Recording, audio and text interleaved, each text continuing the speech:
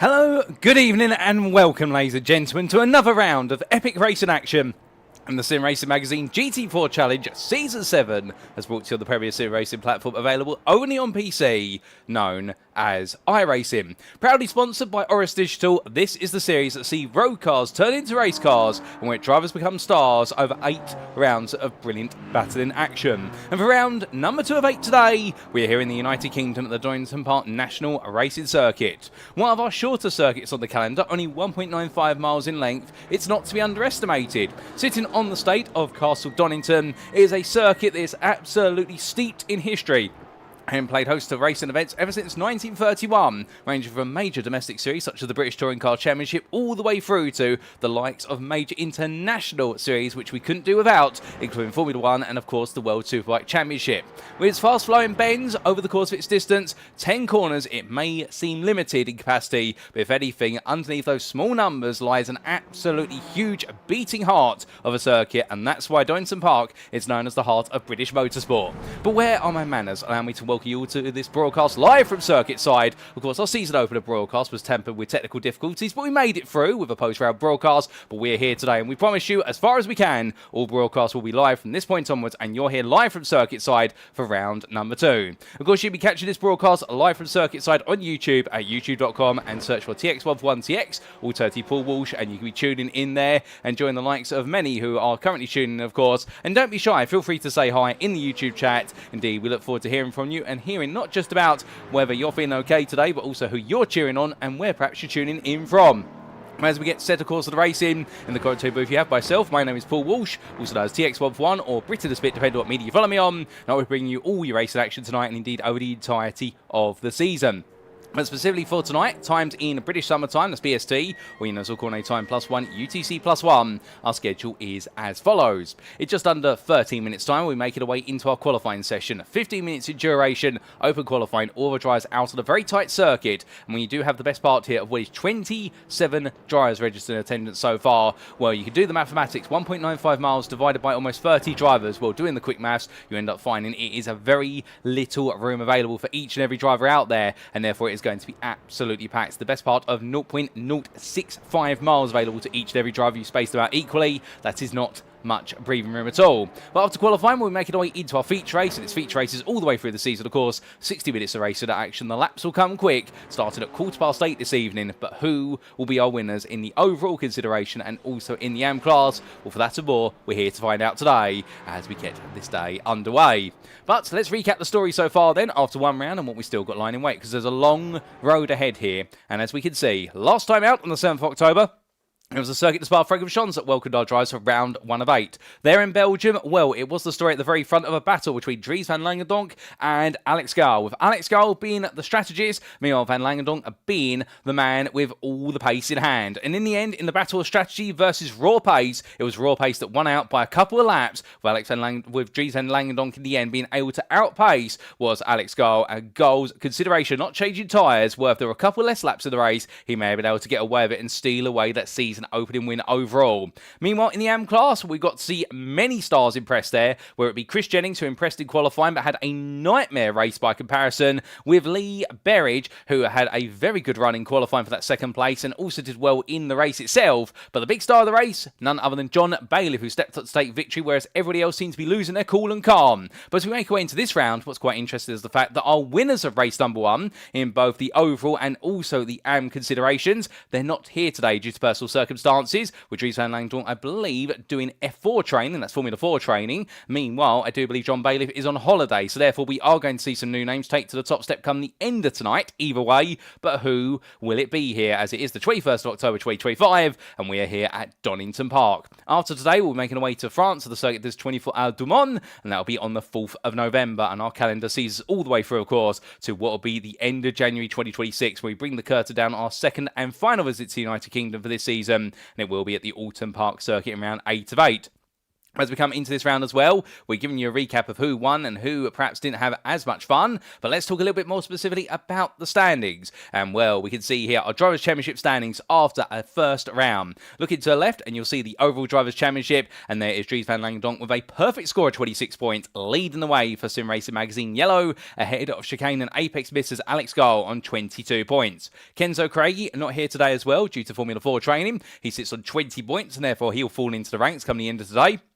At the Satellite Racing pair, Niels Kaur and Ben Idris Abdullahi, well, they've moved into 4th and 5th, respectively, and they could be a force to be reckoned with, and more on that shortly when we consider the team's championship standings. Matthias Pintelet sits in 6th for RD Simsport, ahead of the privateer Guy Edwards, with Daniel Kelleher, Stuart Reynolds, and Jake Cranstone rounding off your top 10. And, well, right now, after only one round, of course, it's very easy to guess what's going to happen, but indeed, after a couple rounds, we'll already start to see our championship favourites versus those who are contesting the rest of the top 10 and those who are trying to sneak their way into it. Conversely, when you look to the AM Drivers' Championship on the right-hand side of your screen, what you'll see there is John Bailiff has taken the initial lead, but it's not a perfect score, of course, because he didn't quite take pole position in qualifying. That went the way of Chris Jennings, and therefore Bailiff, on 25 out of 26 points available, we hold a 3-point advantage of Win It or Bin It Racing over Aburis Racing's Rob Sharp. With then we do see a Boosted Motorsports Lee Berridge in 3rd, and well, he definitely delivered in qualifying, but it was not in the race where he was able to deliver it. And Chris Jennings, the pole sitter for AM at the circuit de Spa-Francorchamps, sits in 4th on 19 points for Axis Simsports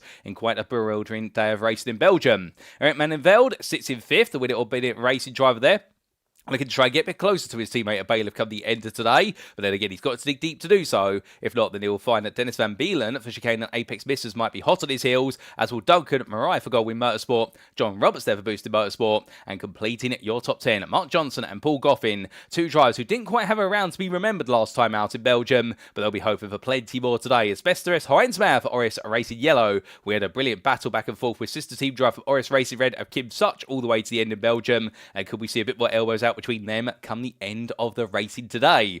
Whereas for the team's championship standings, well, here we can see Satellite Racing, they are leading by a single point over Sim Racing Magazine, and the sister SRM team of Yellow sit in 3rd on 26 points, and it just goes to show that whilst in the Drivers' Championship it can be a one-man effort, in the team's championship it really is a two-driver effort there, and that's why Satellite Racing are just ahead of SRM. In the fight for 3rd, it's only a point between SRM Yellow and Chicane and Apex Missers, and then you do have a sizable 10-point gap to RD Simsport, who are only 3 ahead of both Win It or Bin It Racing and also Fury Simsport. Your top 10 is completed by Masters of Talk, F-Tech Racing and Regenta Sim Racing, with Boosted Motorsport best rest in 11th place there, 2 points ahead of Axis Simsport, and yet score any points in the team's championship, Oris Racing Red, Oris Racing Yellow and Sim Racing Magazine Black.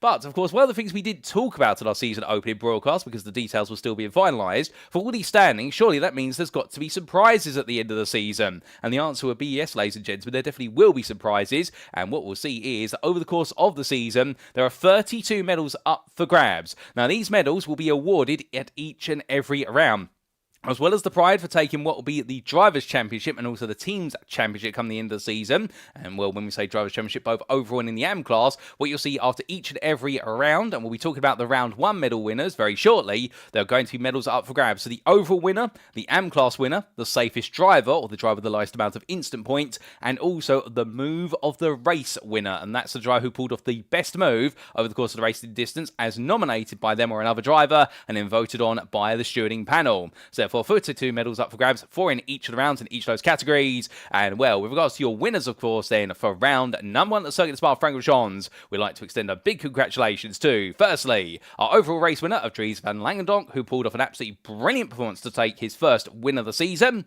In the AM class, we want to say congratulations to John Bailiff, who pulled off the absolutely ferocious run to victory there, despite being perhaps out of it in qualifying, but definitely back into it when we got into the race. As for the safest driver award, with a absolutely brilliant amount of instant points scored, whereas Matthias Pintelet, who took the safest driver award there, well done to him, he's a safe pair of hands behind the wheel. And as for the move of the race award, it went to Duncan Marai. But many of you may be wondering, well, what exactly was the move that secured that award? Well, the great thing is, we can show it to you, ladies and gentlemen, and let's talk a little bit about it then, as we do take a look here then to the Season 7 round number 1 move of the race, as made by Duncan Marai, and here we go.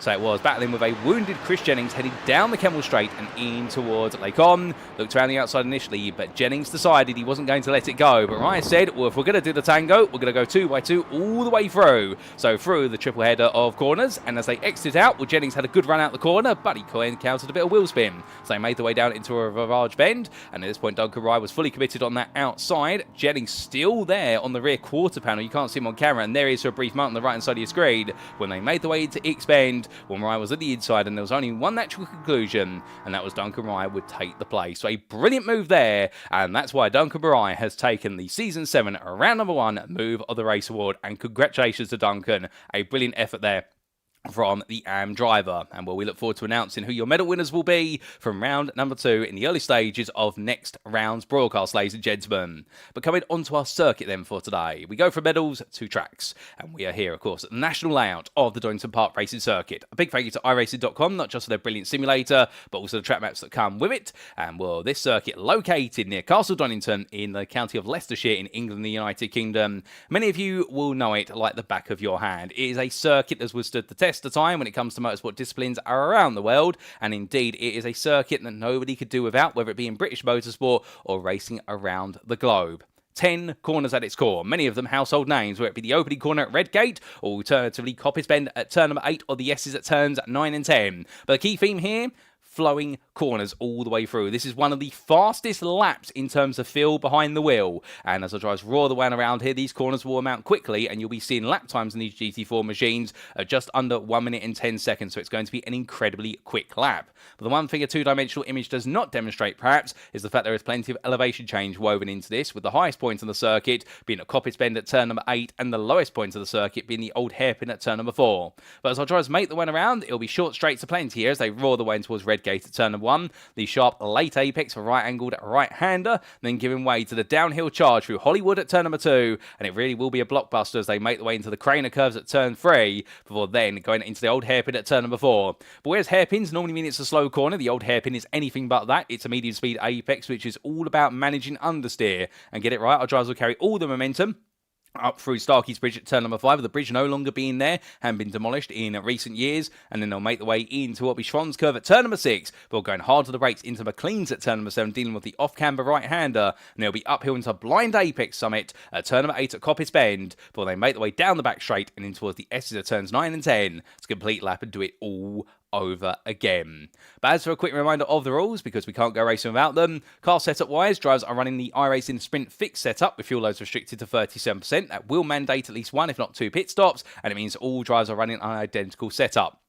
And therefore it does mean that our drivers will be getting used to their car, and therefore it'll be the balance of performance and driver skill which will really dictate the quality of the racing. Qualifying wise, an open qualifying format shall be used, which will last the best part of 15 minutes. That's coming up very shortly. And as for our race, well, the race shall commence via a double file rolling start, as is the tradition of the Sim Racing Magazine GT4 Challenge. There are no mandatory pit stop requirements, so that does mean our drivers have to choose when they want to come into the pits, and what they do in the pits is entirely up to them. And we definitely saw that at Spa-Francorchamps, where some drivers decided to change tyres, others did not, and some just decided just to go all in on the fuel. Each driver has 1 fast repair available should they need to use it, and should we see instant points accumulated at 18 instant points, it'll be a drive-through penalty. Should they get to 25, they'll be disqualified, and hopefully we don't see that. I mean, all race shielding shall be conducted post-race. But without further ado, let's make our way back to circuit side, ladies and gentlemen, and see how everyone's getting on in what is the final throws of this practice warm-up session. And what we can see with 2 minutes 10 left on the clock in the top centre of your screen, well, right now it is looking very close out there, although the safest pair of hands for round number 1 are Matthias Pentelaere. He seems to be the fastest driver out there by quite a sizable margin. 2 tenths almost is nothing to laugh at. That is a huge margin. As Spa-Francorchamps, that would be the equivalent, most likely, of what will be about 3 to 4 tenths. So Pentelaere, they're absolutely delivering a huge practice lap. However, practice is one thing, doing it once in qualifying is another, and then doing it over 60 minutes of racing is a completely different story. So that's why this is definitely going to be a bit of an intriguing one, because everybody here will definitely be thinking to themselves, okay, if I don't get it done quite well in qualifying, I can always try to pick things up in the race. But as we see Alex Gull and Stuart Reynolds making the way around, here is Gull. We were looking at Reynolds only moments ago. Well, we can see the chicane Apex misses McLaren driver in the 176. He roars his way down the back straight.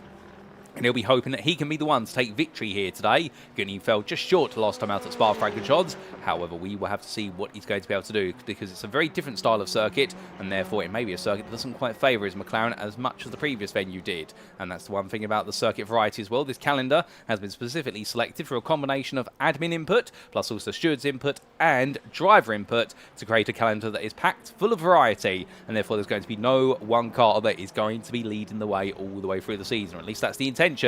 Meanwhile, a man who's back on the grid after an extended time away from sim racing, we're very happy to see him here, Gary Toole, who are racing in the Porsche Cayman 718 GT4.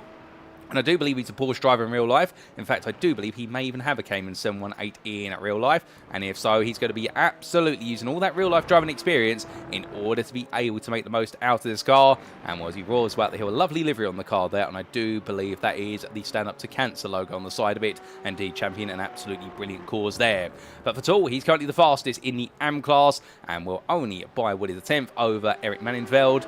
And what could be very different when we come into qualifying. Speaking of which, ladies and gentlemen, we are only a couple of seconds away before we see our drivers make the way back into the pit lane, and qualifying is coming up next. Who's going to be on pole? It's time to find out in round number 2.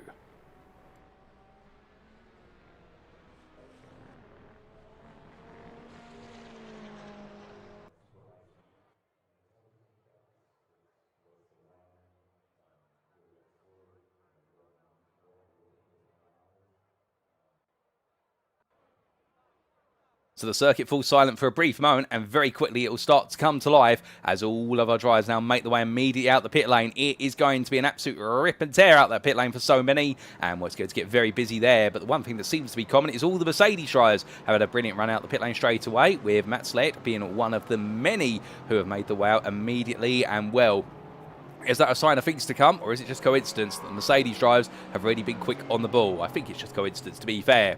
Now, how important is qualifying? We briefly indicate it may not be as important as what could be at other circuits.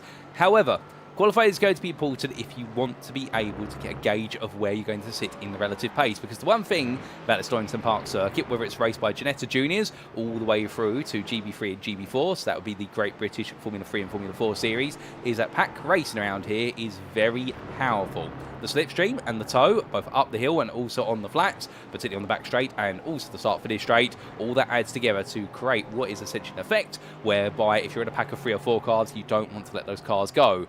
But the opposite is true. If you start to battle with those cars, you end up losing a lot of time to the cars that are further up the road. So you really have to pick your battles here at Donington Park. And with the circuit offering overtaking opportunities at least 6 of its 10 corners, including Redgate, also the old hairpin, just to name 2 of them, Coppice Bend being another, well, the thought process is here you need to be quite tactical.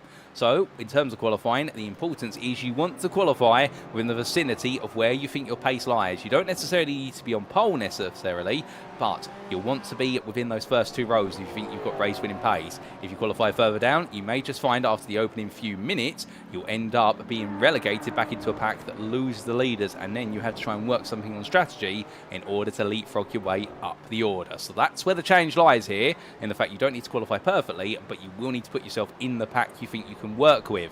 Now, just a reminder, if you're new to this broadcast today and you missed round number 1, as John Bailiff there, getting it very wrong indeed. And in fact, if that's Bailiff out of the circuit, I thought he wasn't going to be here today, but it turns out he is. Oh, goodness me. Multiple drivers get it wrong there. That's the 269 also going around. And, well, that's not Mark Johnson. That was Ben Idris Abdullahi, who got it very wrong and very sideways there at turn number 1 at Redgate Bend. Mark Johnson went wide at the old hairpin, meanwhile. A lot of drivers getting it wrong early on in qualifying.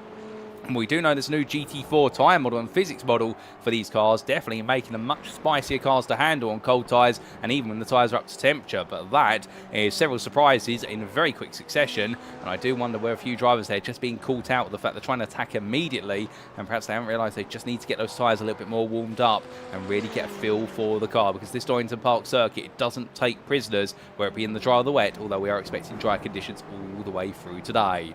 But the initial lap starts coming in, and it is Pentelea who is currently the fastest on a 109.472 by 2/10 over Stuart Reynolds. Well, that's going to ring a bell with the practice session where Pentelea was almost 2 seconds faster than everybody else. So are we going to see a repeat here compared to the practice? We will see. And Gary Toole sets the initial benchmark in what is the AM class with a 1 minute 10.24. And well, versus Erik Maninveld, that is 2.5 tenths faster. So Toole right now standing ahead of the rest of the field.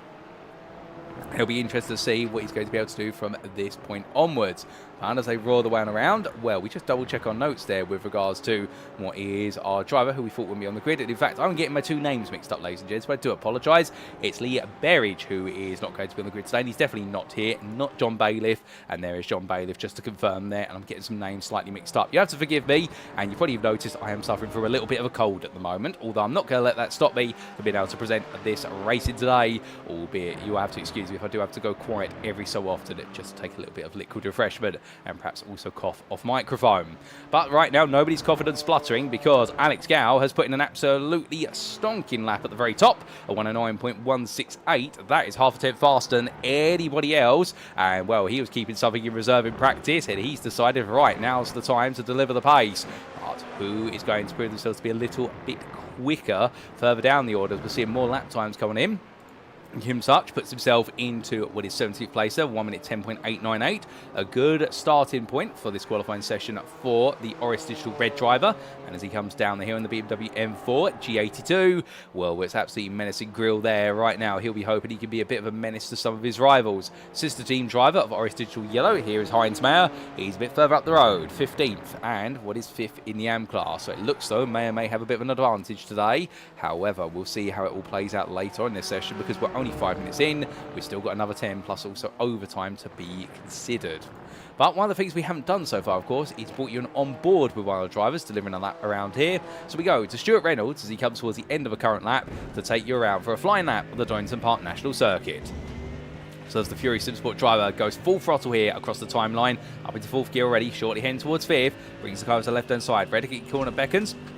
Onto the brakes he goes there on the pit lane exit, down towards 2nd gear, braking about 125 metres from corner apex, late apex, steers out, a little bit of power oversteer there with the rear right wheel, got caught on the apex curb, and as he heads down through Hollywood in towards the crane of curves, here it's all about blind apex positioning, as he now gets onto the brakes nice and early, 150 metres from corner apex, the old hairpin, get it nice and tight on the apex curve, and then flat out, 2 wheels on the exit curve, that's your limit, and now through Starkeys and into Schwann's and shortly McLean's. Through Schwann's, he'll ride the apex curb and straight line it to go hard on the brakes immediately in towards McLean's. You'll feel the body roll of the car there as he roars one through. Keeps 2 wheels within the white lines once again as he heads up towards Coppice Bend. And here, brake into a blind summit, and then suddenly there's the apex of the corner. You can't see it until you get to the top.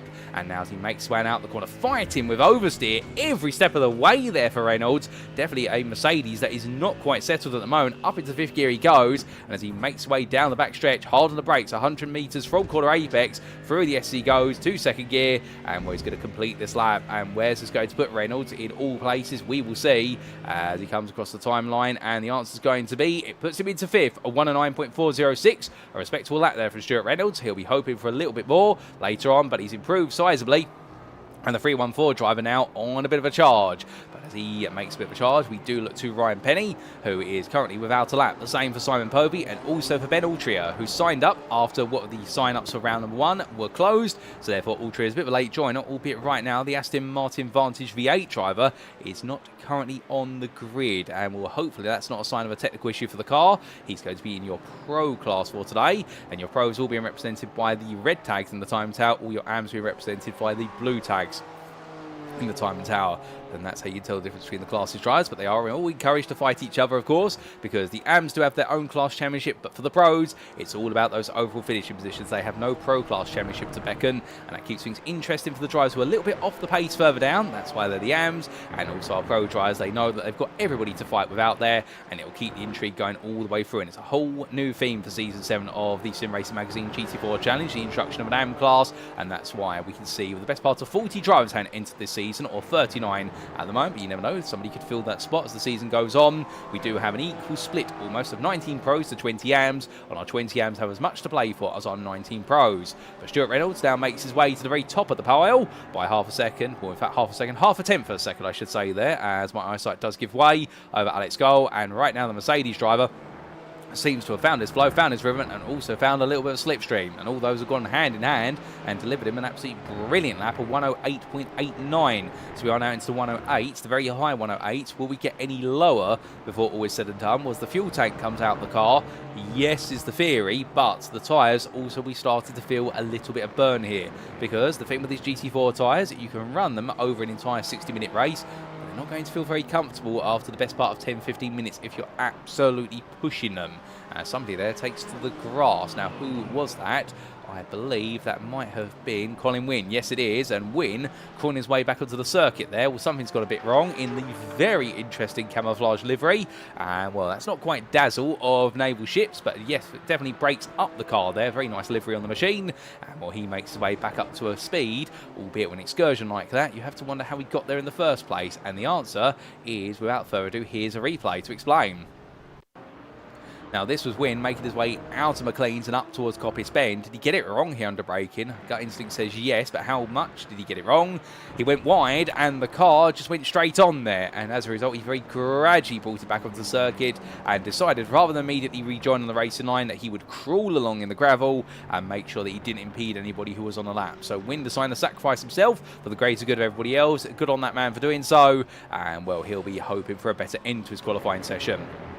But back to your live pictures we go, and as we do, still Altria not out there at the moment, and well, he's the only driver not to get a lap in, whereas everybody else, all other 27 drivers, have now got a time on the board, and Wynne is the lowest of the drivers, 2.8 seconds off the overall pole time, and for him versus the provisional pole sitter of Gary Toole, he is currently 2.2 seconds off as Toole comes to the end of another lap. But hold up a second, that's somebody into the pit wall there on the start-finish straight. I believe that is none other than Eric Manningfeld, who's had a huge shunt to the barrier. And, well, I believe that car's going to be very quickly towed to the pit lane, but how exactly did he get there? Here's a replay, ladies and gentlemen.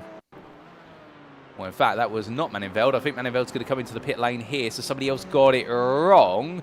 And, well, he made his way into the pit, so who got it wrong is the question. I couldn't quite see, but Manningfeld just casually making his way into the pits there. Nothing went wrong, and in fact, there it was. We didn't quite catch the driver who made their way to the barrier, but it was one of our Porsche 718 Cayman machines, and it was the pink machine there who ends up in a bit of arrears, and we'll try and find out who that was in due course, but not the way I wanted it to go, and I suspect that might have been a tyre dip to the outside of the S's on the exit, and, well, the rear right tyre spinning up, and as a result, ejecting them straight to the barrier. But right now, Gary Toole definitely looking very much in control here when it comes to the AM times, with John Bailiff currently, well, he is second to the AM, so he's almost 2 tenths down at this point, and therefore he'll be hoping for a bit more before all is said and done. He's on an outlap, so Bailiff right now, I think he's got a new set of tyres on the car. He's probably got very little fuel in that BMW, and when it will be at Racing Dry, he'll be digging deep and thinking to himself, right, it's time to get the job done. Meanwhile, at the very top of the timings, Alex Gow has taken back provisional pole off of Stuart Reynolds, and it continues to oscillate back and forth by the best part of what is half a tenth. It's very intriguing that we have seen it continuously swing back and forth between the two of them. Could that be a sign of something to come? Because right now that seems to be the slender margin, and then everybody else, as that's going to be John Bailiff getting it very wrong at the chicane. He'll go out wide, and well, that's going to enable a lot of drivers to come on through, but Bailiff will now have a set of tyres they're going to be wounded here, and he'll need the best part of another lap at least to get the temperature in them and to get all the dirt off the tyres. Well, Bailiff right now may have consigned himself to essentially the end of his qualifying session, because the winner or Bennett Racing Dry here now is going to push incredibly hard, and well, oh goodness me, we're really snaking all over the place there coming out of Redgate Corner. That BMW does not look composed at all, and right now your number 23 driver, I think he'll be thinking to himself, this is all going wrong at the last hurdle. The good side to it is that Mark Johnson, who's ahead of him on the road, well, he's behind him with the qualifying times by 1.5 tenths, and Johnson right now is definitely putting together a much better qualifying performance compared to last time out Spa-Francorchamps. Well, right now he's got to try and find a bit more time out there. But meanwhile, driver's found a bit too much time out there. That's why he's got a yellow flag in the timing tail, which means he's got to slow down for track limit. Alex Gow, well, he ran a bit wide. I suspect that would have been at turn number 1 at Redgate Corner. He just ran out wide, so it's invalidated his lap, and therefore that yellow flag will stay with him all the way over this lap before he gets onto the next one. Meanwhile, in the race, ladies and gentlemen, if you do see a yellow flag against the driver's name, that will indicate they've picked up a slowdown penalty, of which it is very easy to pick up slowdown penalties around here at Donington Park National, particularly at the old hairpin at turn number 4. If you take it too much on the apex or run out too wide onto the grass, you will be deemed to have cut the circuit, and you will be deemed to have gained time typically. So that does mean that we could see quite a few yellow flags over the race against certain drivers, and we may even see some black flags if they don't serve those slowdowns in time. And the black flag will mean it's time for a drive-through penalty. But straight into the pits there goes Alex Gow, dives into the pit lane, hits the pit limiter line just about. He thinks he's got the job done with 2 minutes left on the clock. And now it's to Stuart Reynolds, who is going to try and see whether he can bounce back. But as he makes his way along, Meanwhile, we do need to look to one of our drivers a bit further down the rank and file, and that's going to be Oliver Corradine, who in his Oris Digital BMW M4 makes his way onto another lap, and let's get the on board with him here as he takes us around for a fly at the Donington Park National Circuit. So for Corradine, the cloud's coming over. That's not going to dampen his day, surely, as he heads towards the timeline. The Oris Racing yellow driver brings it over to the left-hand side as he does so, braking nice and on time there. Down to 4th gear. Interestingly, deciding to hold a higher gear compared to others. Perhaps doesn't like the wheel spin that he's getting in 3rd gear. That's going to cost him a bit of time, but it gives him stability. So I think right now, Corradine perhaps feeling a bit more confident with the car when he holds the higher gears. Misses the apex there, coming down in towards the Craner curves, and it unsettles the car a little bit. You can see fighting with the steering wheel to get the nose to pitch in. Finally gets it in, but that's the thing, when you're slightly offline through Hollywood into Craner, it really messes up your approach into the hairpin. But now in towards what will be McLean's, gets that absolutely beautifully to the apex curve there, mounts the curve, it pulls the car around, and Corradine making amends for what was a difficult first half of the lap. Now heading towards Coppice Bend there, touch the apex curve, just about, lets the car roll out a little bit. That is a valid line, because what it means is you're able to straighten out the exit of the corner, but fighting every little bit of the way was oversteering this BMW, and right now Corradine really struggling to get this car to hook up properly as he now makes his way through the last couple of quarters, holding 4th even there. So I get the feeling right now the gearing in this BMW may be such that it is not comfortable the lower you go down, but that's where all the power will be. But Corradine stays where he is at the moment in 22nd place. That's a 1 minute 10.546, and his previous best has been a 1 minute 9.98, so he's a bit off his pace right now. And well, as the clock strikes 0 very shortly, they will now be on their final laps. If they haven't gone on to one, they will need to do so very shortly, otherwise the qualifying session's done and dusted. Alex Garr and Stuart Reynolds are both in the pit lane, so now we're waiting to see whether Niels Kaur can potentially leap up the order. The answer is no, he can't. He's decided to tow to the pits. Matthias Pintelé, he's currently out there for RD Simsport in the number 12, and as he rocks his way through the left into right, well, right now the Mercedes AMG driver here, he'll be thinking, okay, can I get a little bit closer? Can I prove that I'm on the pace of the top 2, or is it going to be they're the best part of 2 tenths ahead, and then it's really me ahead of the best of the rest? Well, Niels Kaur and Ben Idris Abdullahi will perhaps feel as though they're going to be a bit closer. Meanwhile, Jake Cranstone also not too far off there in 6th place. He's in the pit lane. We have had an improvement for Tool, who's currently Am Provisional pole sitter. I think he's got the job done for Am pole position as Pentelé pulls into the pit lane. He decides he doesn't need to do any more. Manenveld, well, he makes his way on down, and well, it looks like Manenveld on the cool-down lap. Duncan Mariah the same. Is anybody else on a lap? Well, I think Corradine was the last driver on the lap, but that is qualified complete, ladies and gentlemen. And well, Alex Garr takes pole position for the first time this season, overall in Pro Class, and for Gary Toole on his return to the grid, he takes pole position in the M class. Well done to them both. That's a brilliant effort from both drivers, and we look forward to seeing now what they're going to be able to do over the race distance, because qualifying is one part of the story, but coming up next is 60 minutes of racing, and with plenty of chapters here at the Donington Park National Circuit.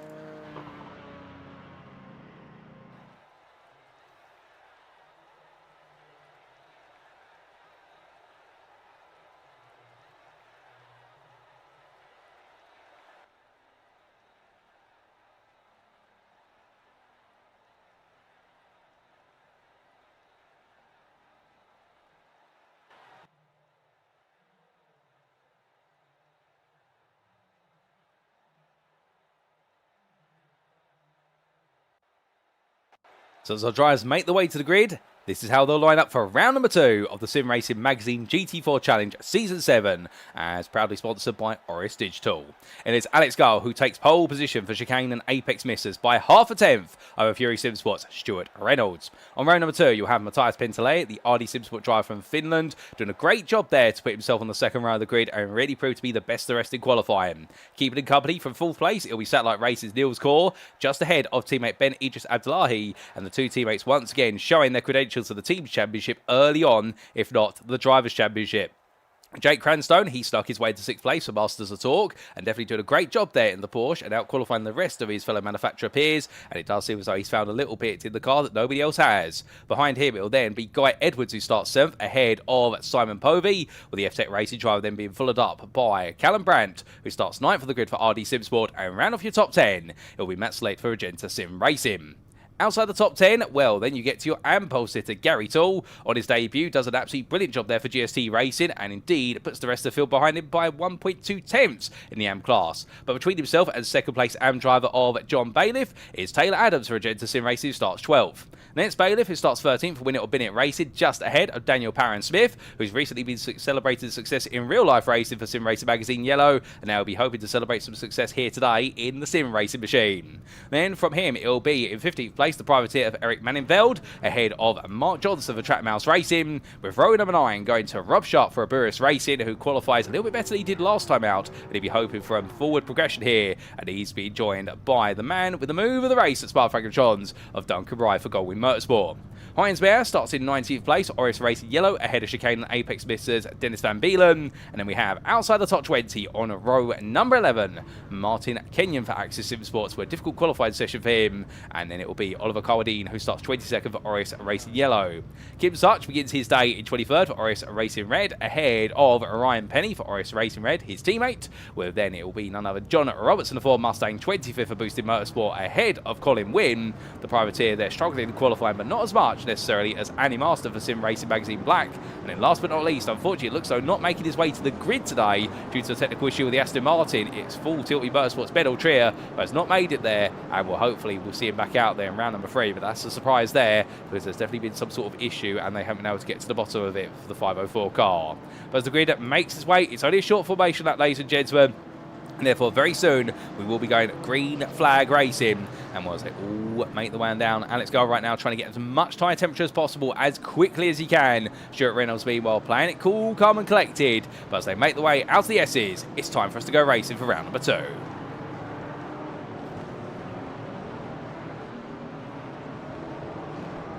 And he bunches the field up and he lets them go. We have green flag racing here at Donington Park National as Alex Gull goes down towards turn 1. Stuart Reynolds follows him, but Nils Court and Matthias Pentelay, they battle side by side immediately into the opening corner. Court on the outside here gets a good run in the BMW, but now he's on the outside line. Can he keep it within track limits? The answer is yes or thereabouts, as the whole field now makes its way down in towards Hollywood and the Crater Curves. This is where you'll see many a driver try and go too wide initially, but somebody will have to try and back out eventually, and will in the end there, Matt Slate being very aggressive versus Gary Toole, making sure that Toole does not get alongside Rob Sharp here in a bit of a scramble as they all come down. Caught up behind Mark Johnson, who goes very defensive. Duncan Bry, meanwhile, he carries all the momentum up the hill here in the Ford Mustang. That's got a lot of engine power as that 5-litre V8, and that's going to driving up the hill here as he looks around to the outside now, turn number 7, but he won't be able to get it done. And Rob Sharp in the end goes late on the brakes there in the Porsche, using the strengths of the Porsche's brakes to his advantage and manages to get back ahead.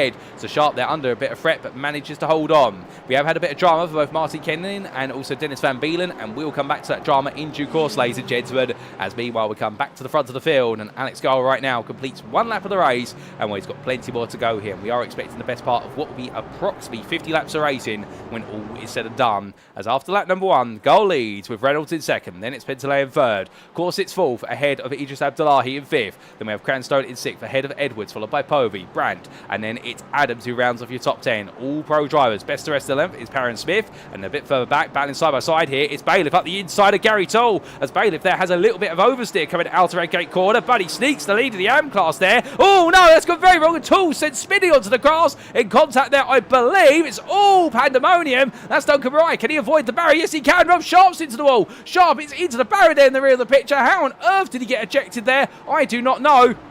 But suddenly, John Bailiff for one decisive move. Well, that could prove very decisive over the race distance here, because he suddenly leapt into the lead of the AM class by 2 seconds over Mark Johnson. And Eric Mannenveld is right on the back of Johnson right now. So Win It or Bin It Racing, they are sizing this up and thinking, can they make it a 1-2 in the AM class today? Well, if they can, that'd be big points for the team championship, but also for both drivers in their respective AM crown charges. But unfortunately, we have had a tow to the pits of both Sharp and also Van Beelen. So therefore, it is looking as though their races have come a cropper before they've been able to really get up to speed. But there's even more drama, because that's Ryan Penny ejected to the grass there, and well, what exactly has happened to Penny, we're not quite sure, but he's been sent out wide. That's either his own volition or he has been turned to the grass, and well, it might be a combination of the two, to be fair, but we will see, as the leaders meanwhile have gone into lap number 3. And they continue to roar their way on around here. Well, right now, the lead pack is definitely starting to calm down a little bit. And I would imagine everyone right now is looking at this race and thinking, okay, well, there's no real way to gain at the moment. Let's just try and fuel save and see how long the fuel tank is going to take us. But with that, ladies and gents, we need to take a look back at some of the drama from the early stage of this race. And we start off, of course, with what happened to both Dennis Van Beelen and Martin Kenyon on that opening lap. Now, this was Van Beelen heading up the hill. He was side by side at the time with the 222, and in the end just gets it wrong, goes onto the grass, and then collects Kenyon. And good to be Kenyon then trying to go around the outside. So Van Beelen getting a bit unsighted there coming through Starkeys, making a mistake, and Kenyon just getting swiped there by Van Beelen as they made the way up the hill. We look at it now from Kenyon's perspective, and the Access Supersport driver here, well, in fact, there was a little bit of oversteer there for Van Beelen, and in the end, Kenyon came across, and I think the two drivers were on an intersecting course, but perhaps Kenyon just thought he had a bit more pace compared to Van Beelen, and he misanticipated the closing speeds towards Schwann's curve. So that's what happened between them on lap number 1, and then we had this on lap number 2, and this was where the AM lead changed hands. It was side by side between Toole and Bailiff, and as they made the way down through Hollywood, it was a collection there, and well, that was contact with Ennick Manningfeld's car for none other and then Gary Toole, and as he reversed backwards, he didn't fall back onto the circuit, but it all went wrong for so many other drivers. Can we get a blimp camera view potentially of how this all played out? Yes, we can. That's good to see. We're looking at Duncan Marai now. He's the focus of attention. So there was Toole going sideways. Oh, I see what happened there. So Mark Johnson put the brakes on, respecting the fact there was an incident in front of him. Marai came into the scene too hot, didn't know what was going on, and everybody else concertinaed into the back of what was Johnson then Marai, and that's what led to Roberts and Mayer all getting collected there.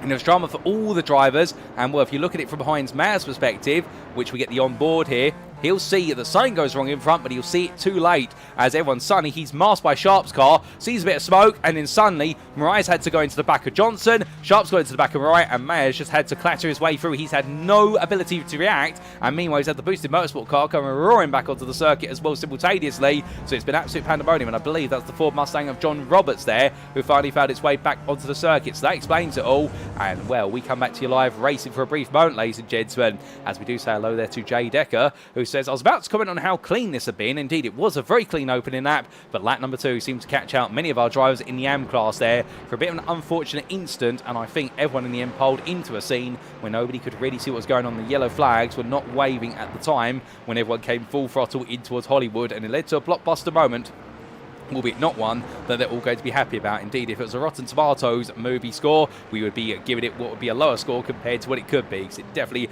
was not that cinematic for the right reasons. However, sometimes that's the way it goes, and as our drivers go onwards here, well, right now, it was, of course, Coppice Ben that did catch out Ryan Penny on lap number 3, and, well, in fact, it was lap number 2 where he got it all wrong. We take a quick look back at what happened to Ryan Penny for a brief moment. Now, this was in towards the right hander. We wondered if he was helped out here, and in the end, well, he wasn't helped. He made a mistake of his own volition. The car just came loose there for the second part of Coppice at a very odd moment. I imagine that's too much steering lock there as he tried to get the power down. So number 99 driver there making a mistake of his own volition, and the car being sent all the way round to the grass. And now we definitely do come back and we stay with the present, and as we do, well, right now your top 2, they're definitely getting a bit closer to each other, Gall and Reynolds. We look back from the rear of your leader, and the Chicane Apex Business driver here is trying to control this race. Now, the one thing he does have to his advantage is the fact that he can really dictate the pace of this group, and he can encourage Pentelet and Core to catch up. The downside is that if he backs up the pace too much, Reynolds might get an idea in his head, which is, you know what, he's backing me up, I'm going to try and find a way through. So they may end up fighting, and it will take the time away from the pair of them and bring Pentelet and Core firmly into the grips of the battle, and it could lead to a 4-way fight very quickly, because we are only the best part of 7 minutes into the race distance. We have got a long way to go here. And therefore, for Gall, for Reynolds, and indeed many, they're all going to be thinking as much about the strategy right now as they are about what's exactly happening in front of them and around them. And that's why these pro drivers have the pro title, because they're able to think so grandiosely with regards to the race, not just in the here and now, but what the race could be in about 10 laps' time. But right now in the here and now, this is side by side between Edwards and Cranstone. Edwards on the outside, Cranstone the Porsche on the inside, and we'll Ford Mustang right now, an absolute behemoth around the outside here. And, well, as the American battleship, as some would refer to it, tries to hold on, well, right now it's all heading down the hill, and Cranstone with a better exit out of Redgate Corner retains the position. So Edwards on the attack, but in the end having to go a bit defensive now, because Povey and Brandt, they're queuing up behind him, and also Taylor Adams is getting a bit closer to this. So suddenly they form another pack together, and that's how quickly a 2-way fight between 2 drivers can suddenly explode into what might be a 4, even a 5-way fight, just through simply a little bit of battling. At the very back of this group, is the Sim Racing Magazine Yellow Machine, Daniel Parron-Smith, that right now is trying to close up the back of Matt Slate, and your top 12 is all pro drivers, and then the rest of the field is all AMs at this time, and that is how the field has been shaken up as a result of how things have played out. But it's great to see there the different class divisions and how the classes right now have really come together, where the pros are clearly ahead of the AMs, only by slender margins, but naturally we do have 2 races forming. Although saying that, John Bailiff only 2 seconds behind Parron-Smith, and well, he'll know that if any of the pros start to fall, he'll be picking up some of those overall places, and with it picking up some more points. The battles there coming out of the S's with the car. Indeed, that BMW does not look stable whatsoever. That rear end looks so flexible, even the tyres up to temperature, but he does have a big tank of fuel in that car still, and there's going to be a lot of weight sloshing around at the rear, and that's not going to make it the most comfortable car on the rear axle. Coming back to Gary Toole, after his escapade was Redgate into Hollywood Bend on the opening couple of laps. Right now he's trying to make a recovery drive, as is Duncan Mariah. So these two are going to fight. Mariah there missing a whole rear bumper, exposes the exhaust system, and with it the back box.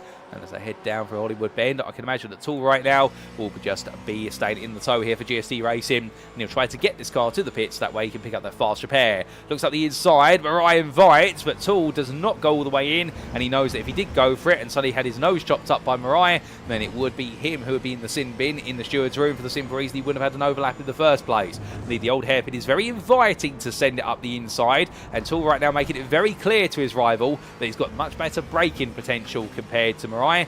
However, the problem is he's got to get alongside before the apex. Otherwise, it becomes much more challenging, and then you become overly reliant on what the driver in front of you is going to do. Has he seen you trying to make a lunge? And that's how all the best big dives happen, is essentially because the driver being attacked has seen the move coming and has decided not to fight it, or does not want to risk turning in and taking damage to their car. But risks right now, such as at a risk of losing the place, as it's going to Oliver Carwadine looking around the outside in the battle of the Oris Digital machines. It's red on the left and well, it's yellow on the right, and well, such right now goes defensive.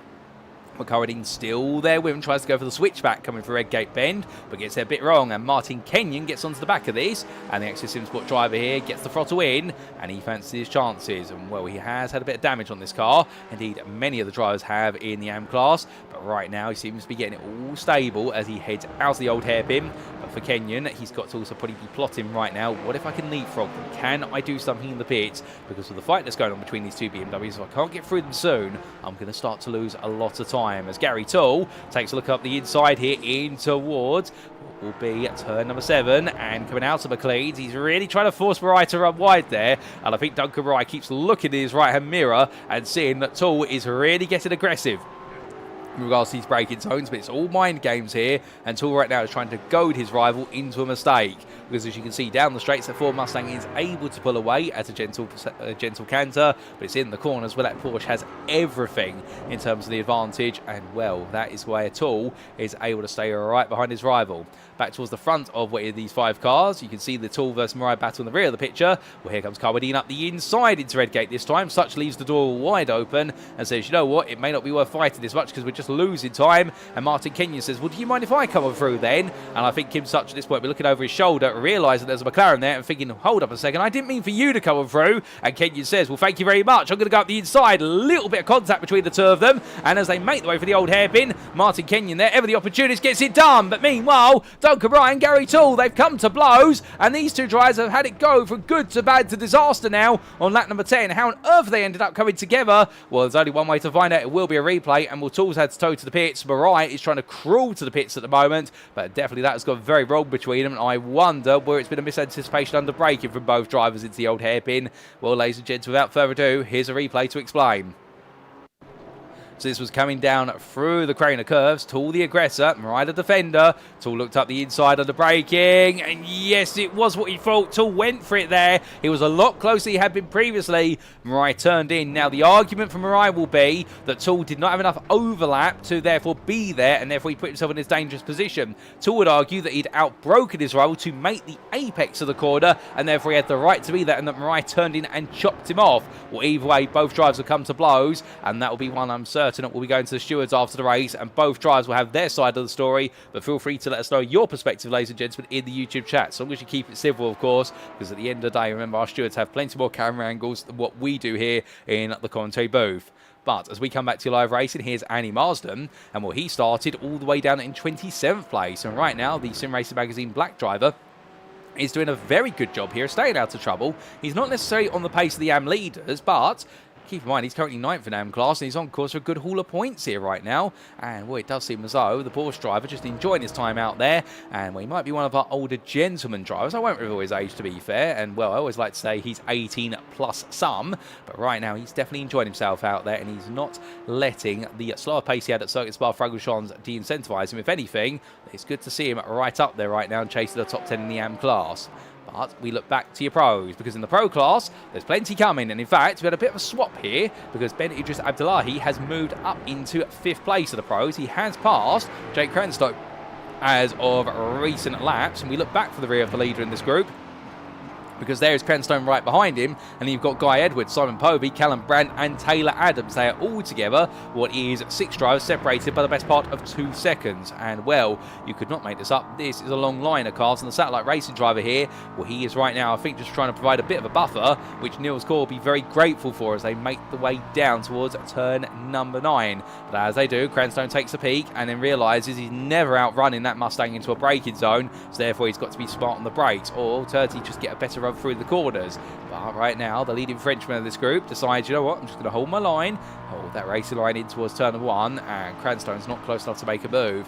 Although Cranstone might be tempted here, the thing is, if he gets it wrong, he'll suddenly have Guy Edwards poking at the back of him, as he will Simon Povey and Brandt and Adams. So therefore, it's just as much about staying in the pack as it is trying to break out of the pack. On their 13th tour of the circuit, we're coming towards the end of the opening 15 minutes. And, well, this pack is very close together, as meanwhile at the front of the field, Gall versus Reynolds, and Penteley is closing a little bit on this top 2. And there you can see how close they are all together. And, well, very little between them at the moment, as it does seem as though Reynolds and Gall, they're starting to run out a little bit of steam early on here. And Penteley right now is starting to come into this one a little bit. I wonder whether the RD Simsport driver has decided to do a bit more saving of the car, particularly the tyres, in the opening 10 laps or so. And now he's decided to try and get the hammer down a little bit, because it does look as though the RD Simsport Mercedes is coming into a world of its own here as we get towards what will be the next 15 minutes. Niels Core 1.8 seconds behind. You can see him in the rear of the picture there, the BMW looming large, and we do have 3 different manufacturers inside the top 4 spots. We'll make it 4 different manufacturers inside the top 5, or indeed 5 manufacturers in the top 6 there, however you like, because we do have plenty of car diversity here, and it's definitely showing, as right now our top 4 a little bit clear, but meanwhile the rest of the top 10 incredibly tight together. But unfortunately, there's been a bit of drama further back down the order, because we have had an incident for Andy Marsden that drops him all the way down. In fact, seen him have to come into the pits to repair work to the car, and here's a replay. Now, we're only praised him months ago, but this was into the S's. What exactly went wrong for Marsden? Took plenty of apex curb on both, and in the end took too much at turn number 10. It sent the car sliding around, and when he managed to get it stopped, but that's not where you want to park it, which is 90 degrees towards the pit wall. Because in the end, he's had to take to the escape road, and I can imagine he's had to reverse it and perhaps decide to come into the pit, given the damage it's done to the suspension and also the reduced tyre life that he'll have as a result of that big slide. So Marsden there, taking a bit too much curb and paying the price for it right at the end it was lap number 12. Back to your live racing, and as we do, well, Idris Abdullahi, he still keeps Cranstone, Edwards, Povey, Brandt and Adams behind him. As we are looking to your AM leader, John Bailiff. He's very much in control at the moment of the AM class, and well, his last lap of 109.75. What will he do this time versus Manninveld?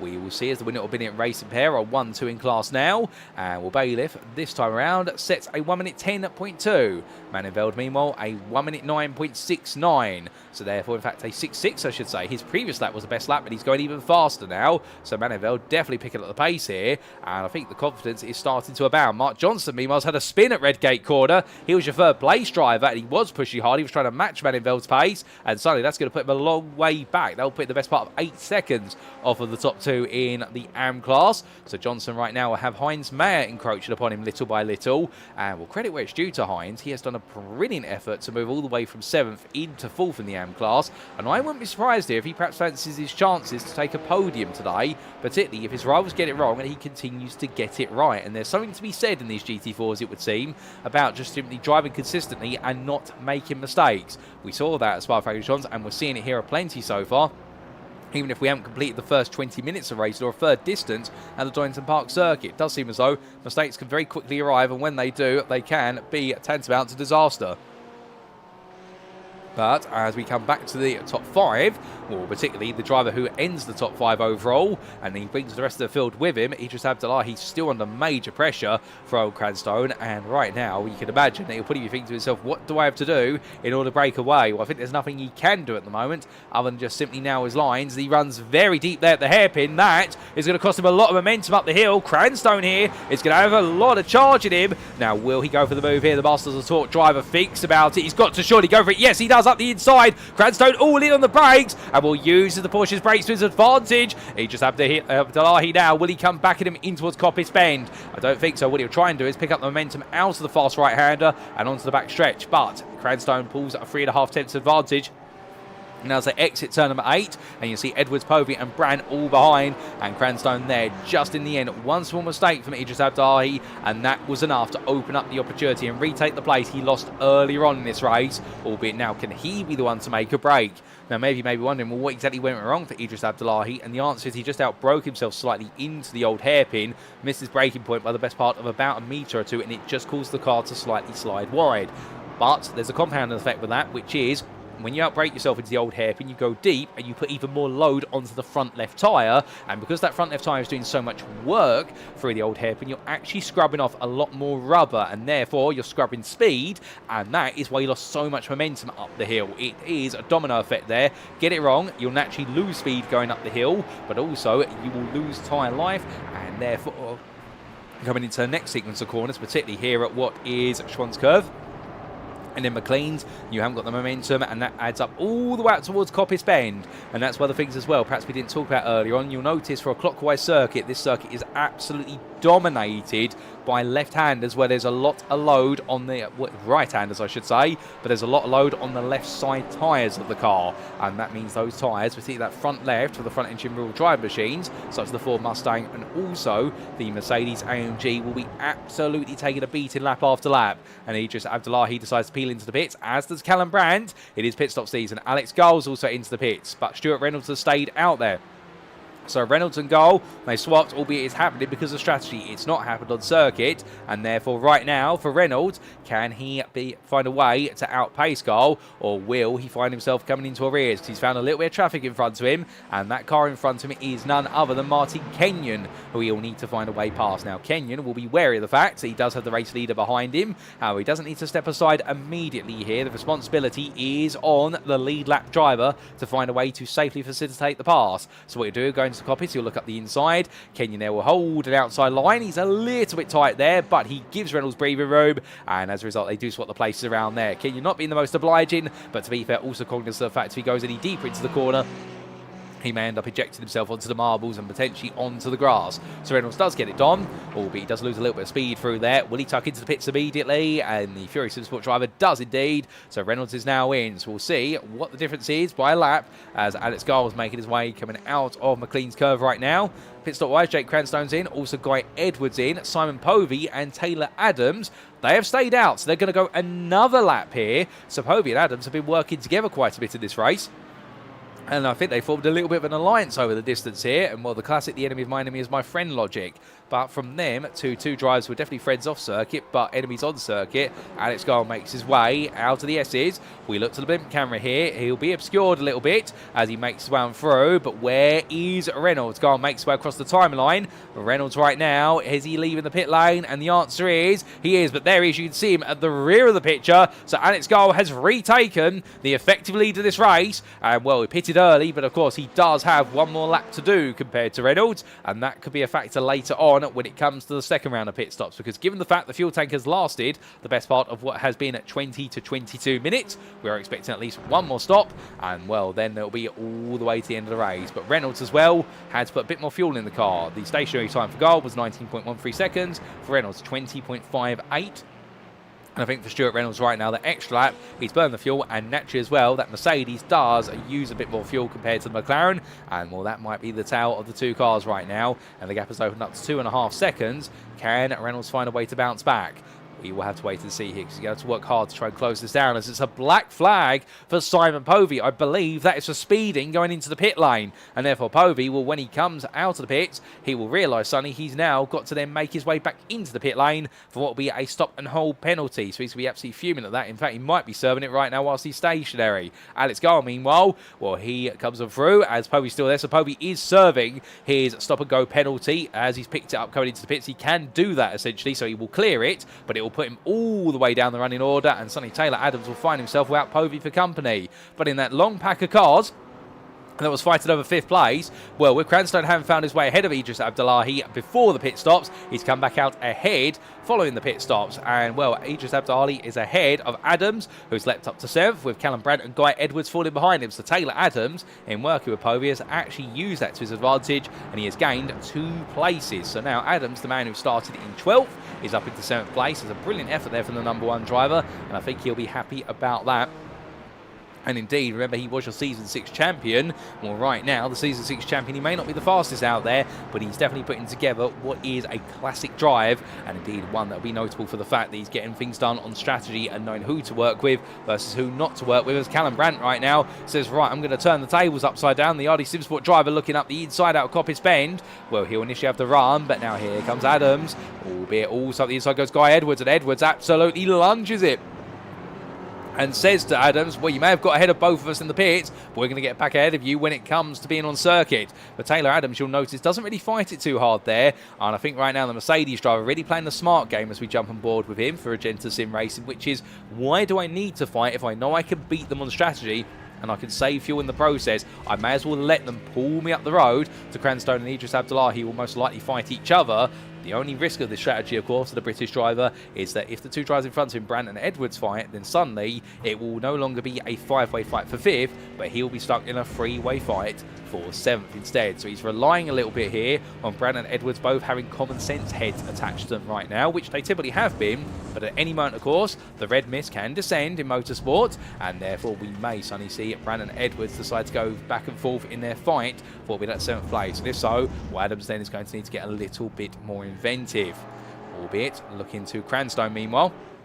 And right now your Porsche driver here, the highest placed Porsche, currently in 5th, does have Idris Abdullahi still keeping him company, at least for now, as we do say hello there to Gilles Gardner, that we do have to give a special shout out to, firstly for the fact that he's missing this round unfortunately, and I hope you're doing well, Gilles, but also to the fact that he's the official photographer for what is the Sim Racing Magazine GT4 Challenge, and you will have seen some of those brilliant photos he was able to snap from round number 1 in the build up to today's show, and we'll definitely check out his work if you haven't already, ladies and gentlemen, because he's absolutely brilliant at photography. And he's not just a sim racing photographer either, he also does photography of real life motorsport, if my memory serves me correctly, and all his work can be found on Flickr, and well, it could be found on Flickr up until when the Amazon Web Services went down earlier this week. Flickr is now back online, and with it his brilliant art, his brilliant photography is also back online as well.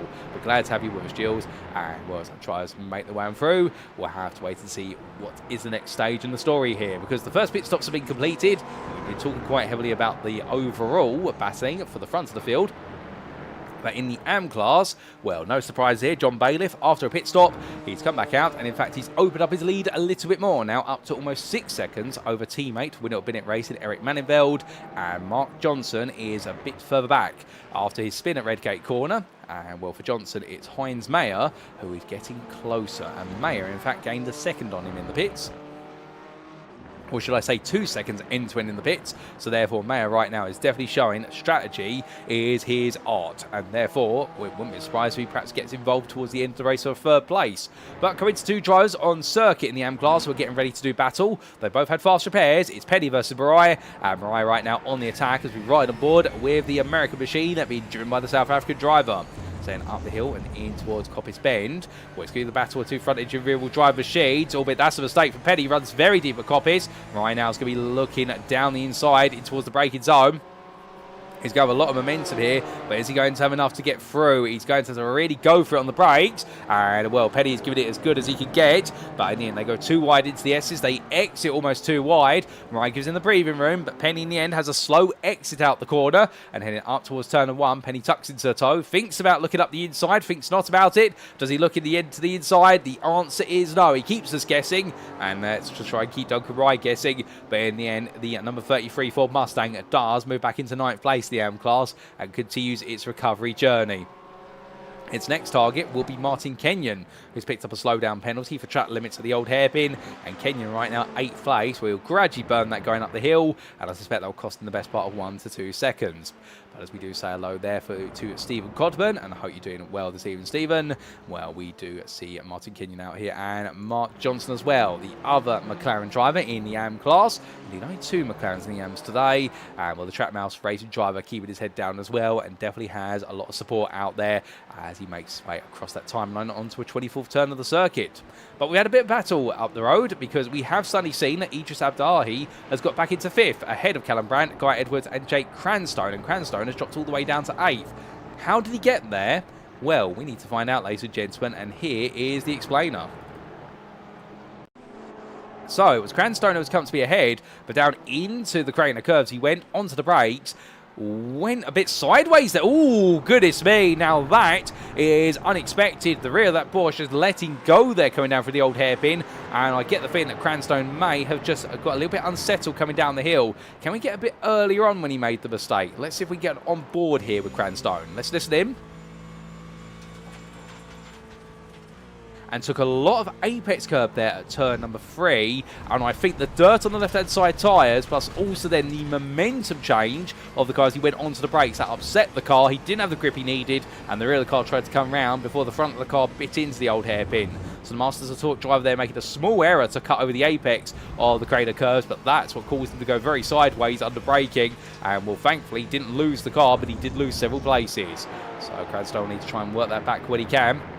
And he's already back ahead of Guy Edwards whilst we've been looking at the replay. So Cranstone on a mission here. He picked his way past Guy Edwards coming through the old hairpin. And Taylor Adams is on the back of this. So therefore Cranstone right now under a bit of pressure. Edwards wants to place back, or is trying to go Cranstone into going a little bit faster. As we jump aboard with the Ford Mustang driver, the privateer here, well, right now in the tow. But does he fight this, or does he let it go? Remember, we said that earlier. If these two fight, they will only lose Brandt and Idris Abdahi. So therefore, it's a double-edged sword. You may gain 1 place, but you lose the ability to chase 2. As we have a yellow flag for Callum Brandt. That'll be for track limits at the chicane. He took the apex, one of the 2 apexes, a little bit too high, and therefore he's been adjudged to gain time. So he will try and burn that time, and immediately inside goes Cranstone there. As we can see, Brandt burns off his penalty at the apex of Red Gate. And well, Cranstone right now is not waiting around, but Idris Abdahi will now have a 1.5 second gap here as they come down the hill. And Cranstone, well, he's in a hurry to take 6th place back, but is Brandt in a hurry to return to 6th place either? Well, the answer is no, he's not. He wants to try and stabilise things. They're all fighting each other incredibly hard, and this is where now it's getting very nitty-gritty between these drivers. They all want the right to chase down Idris Abdahi, but nobody wants to be at the back of this group, unless your name is Taylor Adams. Well, I think he's quite happy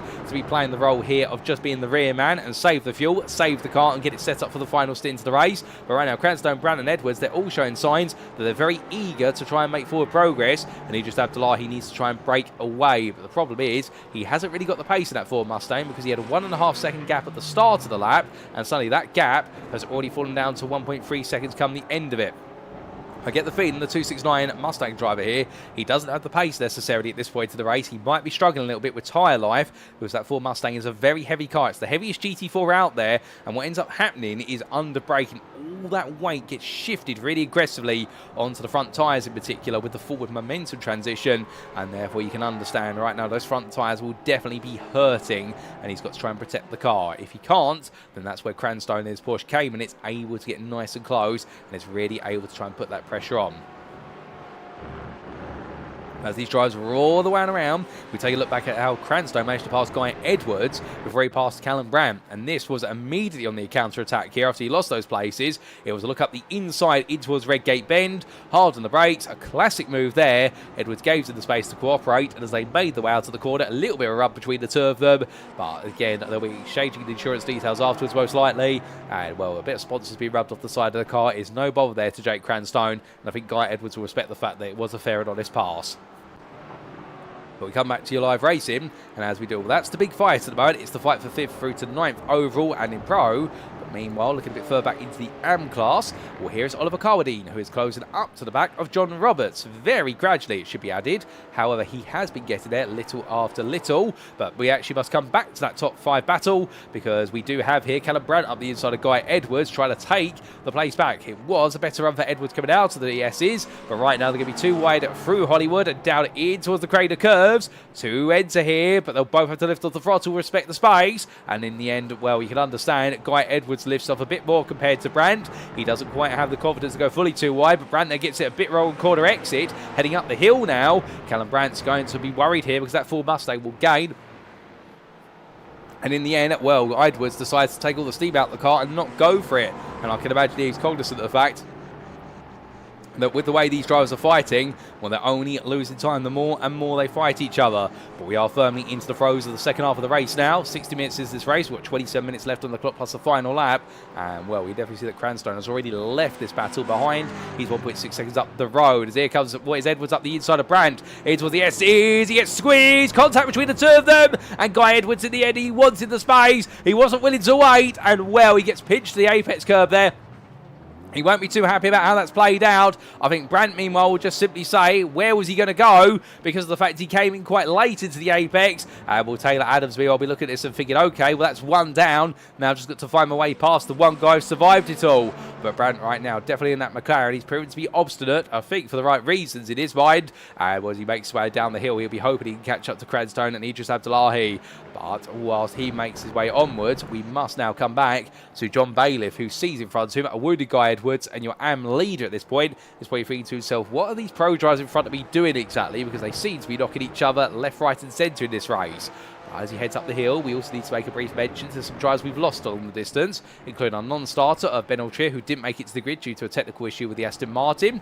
We also did see the early retirements of what was your AM pole sitter, Gary Toole, with that huge shunt early on, and also Dennis Van Beelen. We also saw an early retirement for Colin Wynne, and also for the pro drivers of Simon Povey and Daniel Parron-Smith. So we have had the best part of 6 retirees for this race, but whilst we've had 28 starters, or at least classified starters, we still have 22 runners out there giving it their all for glory here in round number 2 of the championship. And right now, well, it's still up for grabs. Even the lead overall is to be decided, because Alex Garl might be leading by almost 3 seconds, but Stuart Reynolds, we know he's got an extra lap with regards to his open stint, and strategically he might be trying to go an extra lap on this one to give himself a shorter final stint.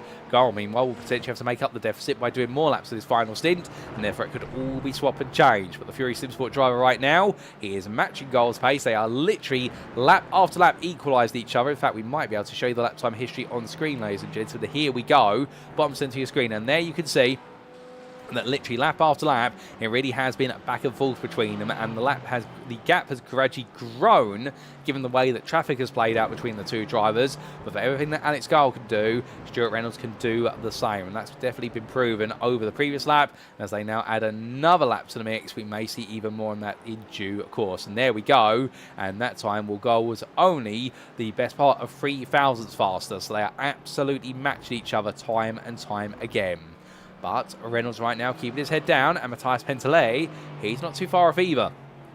And we could have a three-way fight for what will be all 3 spots on the podium here, because right now the RD Simsport Mercedes driver, after what was a little bit of a slow start, he seems to have wound himself up very nicely, and he's now already started to churn out those laps. He's keeping himself right in the hunt. He also did have what was one of the faster pit stops compared to Reynolds, albeit Garl had the fastest pit stop of everybody inside this top 3, but then again it could all change from that second pit stop, given the fact that we believe Garl may have short stinted not just the first stint but also the second one.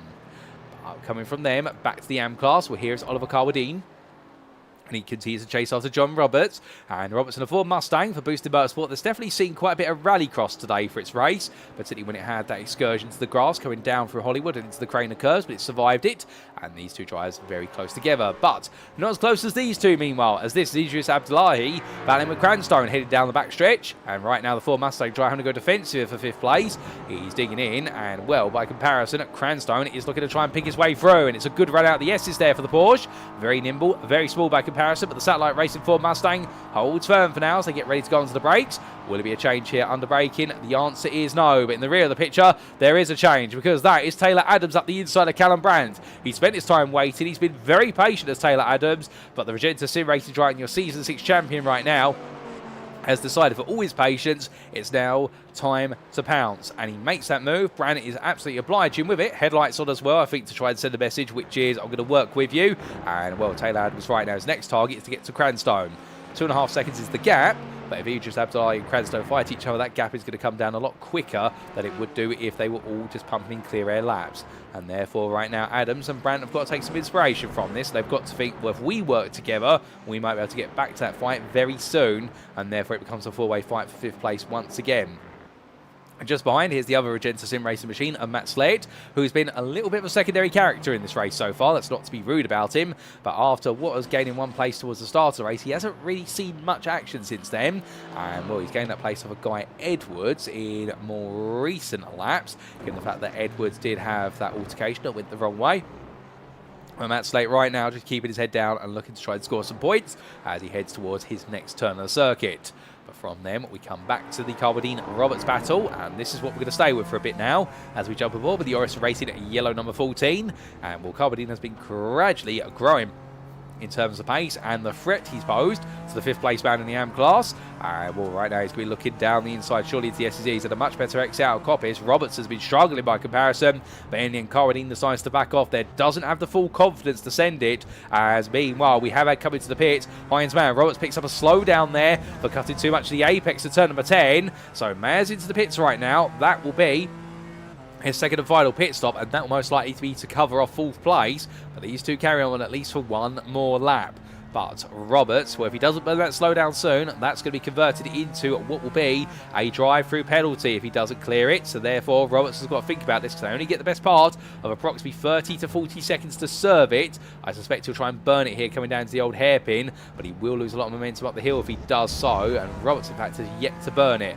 That's going to become a black flag very shortly, ladies and gentlemen. In fact, there he does serve it. He realised he hasn't got any time left. So I think Roberts there miscalculated how long he had to serve it. And Oliver Carbadine takes the place of a Roberts and sails on through into 4th place in the AM class. Lovely bit of work there from Carbadine, setting his rival up to make a mistake, and that's all it required. But now, can he break away from Roberts, or will Roberts come back at him? Well, we'll have to wait and see, because the pit stops are coming up, and that could all serve to shake and stir things up even more.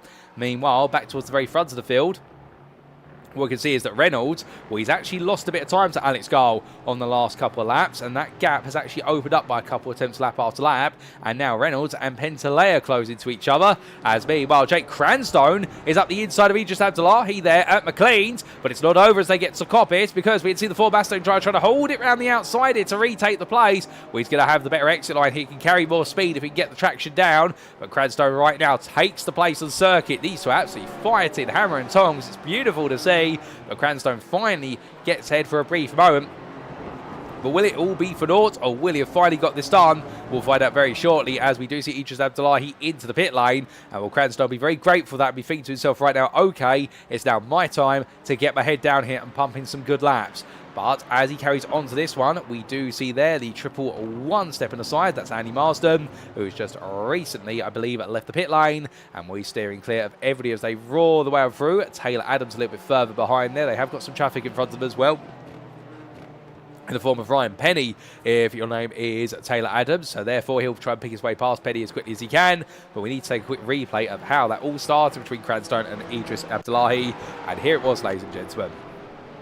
So they made the way up the hill. Well, single file there with the car that was a lap down, but in the end it was a move up the inside into McLean's, and I think he just outbroke himself slightly, and well, tyre life definitely proven to be a bigger and bigger punishing factor on that Ford Mustang, and Cranstone in the end got the inside line and carried it all the way through down towards the S's, and that's how he got the job done. And at that point, I do think for Idris Abdullahi, he decided to let it go and go into the pits and see what he could do on strategy instead. But back to your live screens we come, and well, we've got 18.5 minutes left on the clock, and into the pits comes none other than what is Ryan Penny there, and meanwhile Adams stays out, Cranstone stays out, and Reynolds stays out, as does Slate. So a lot of drivers opted to stay out there, including your AM leader as well, of John Bailiff. So they decide to go a little bit deeper into this race. The fuel tank may be able to carry them to the best part of what will be 17 to 16 minutes to the end. I think right now we are starting to see who's been doing some more fuel saving compared to other drivers. Alex Gow, after taking his pit stop for the lead of the race, he's come back out in 7th place with Bailiff for company in front of him. And right now Gow is the driver who has come back out as the leader of those who made 2 stops. So he'll be feeling quite confident at this point that this is all clicking together. The only thing is he's got to make sure now that he clears any traffic he has in front of him as quickly as he can, and that Reynolds is not able to gain the time back on him. Because if Reynolds is able to gain that time back on him, then understandably, Will might be a bit worried right now that he's going to have the reverse of what happened at Spa-Francorchamps, where at Spa-Francorchamps he was the slower driver, was able to try and get things done in strategy, only for it not to work out because there are a couple more laps compared to what his strategy had worked out for being able to hold that track position, whereas today, well, Reynolds, he might prove to be the driver who's been a bit more strategic, if not slower, and Goal, meanwhile, with a greater pace, may not be able to outpace him all the way to the end. Taylor Adams, he goes on to another lap as he stays out there. Goal makes his way on through. Reynolds right now parts of the pit lane, leaves his pit stall, but where is Alex Goal? Well, Alex Goal comes back and through, so the lead goes back into the hands of the chicane and Apex Mrs. driver, and Stuart Reynolds right now is 4 seconds back. Whereas Matthias Pentelet, well, here is Pentelet making his way on through, and well, the gap between Reynolds and Pentelet has expanded all the way from 1.2 seconds before their second pit stop, all the way up to 3 seconds. And will Pentelet, having a very long pit stop by comparison, spending an extra 2 seconds in the pit lane, end to end. So that explains a bit of a story there. So Stuart Reynolds right now played it absolutely spot on, and I think he's guaranteed himself the second place so long as he can hold on for the remaining 16 minutes plus the final lap of the race. Alex Goal with a 4.3 second advantage. You would imagine he'll feel confident so long as he doesn't make any mistakes at this point. But then again, time will tell whether mistakes could prove to be a deciding factor. In the AM class, well, it is Win It or Bin It Racing who are on a 1-2 right now, with John Bailiff ahead of teammate Eric Mannenveld, as here you can see the BMW just ahead of the Porsche 718 Cayman. Well, then we do have Mark Johnson, who is running at best part of 13.5 seconds further back, and he'll be asking himself the question, what if it were not for the spin at Redgate Corner earlier on in the race? Could he have been a driver to play a factor? And right now he is really relying on a little bit of lady luck coming in his way. And then again, I can understand the Trap Mouse Racing driver as well will be quite happy just to take the podium, because of course he didn't quite make it onto the podium last time out at the Circuit Spa-Francorchamps. Things did not work out there, and therefore right now in his mind he'll be thinking to himself, you know what, this is the upward trend we need, and we need a bit more of this in 2 weeks time when they do go to Le Mans. Although Le Mans is going to be a very different style of circuit, because of course we will have the extended sections of the Mulsanne Straight, and we'll have the fast sweeping corners of the likes of the Porsche and the Corvette curves there. So a very different beast compared to the Donington Park National Circuit, a much longer lap as well, and that could serve to mix things up even more, because it really will be the game of working in the slipstream. That's why we do have such a variety of circuits on the calendar. It really will serve to keep things mixed up and interesting all the way from season start to season end, as now we have 15 minutes left and we are into the final quarter of the race distance. But to the front of the field, Taylor Adams goes onto another lap. Well, I don't know how he's doing it right now, but he's getting this Mercedes AMG to absolutely sip its fuel.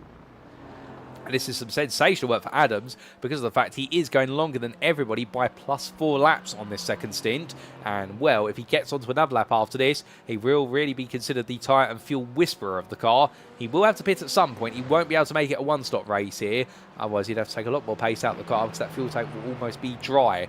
But he definitely right now will be feeling as though this has been an effort that's potentially going to reward him very nicely. Now, he is likely to come back out around, we believe, what will be effective 5th or 6th place in the battle between Jake Cranstone and Ben Idris Abdullahi.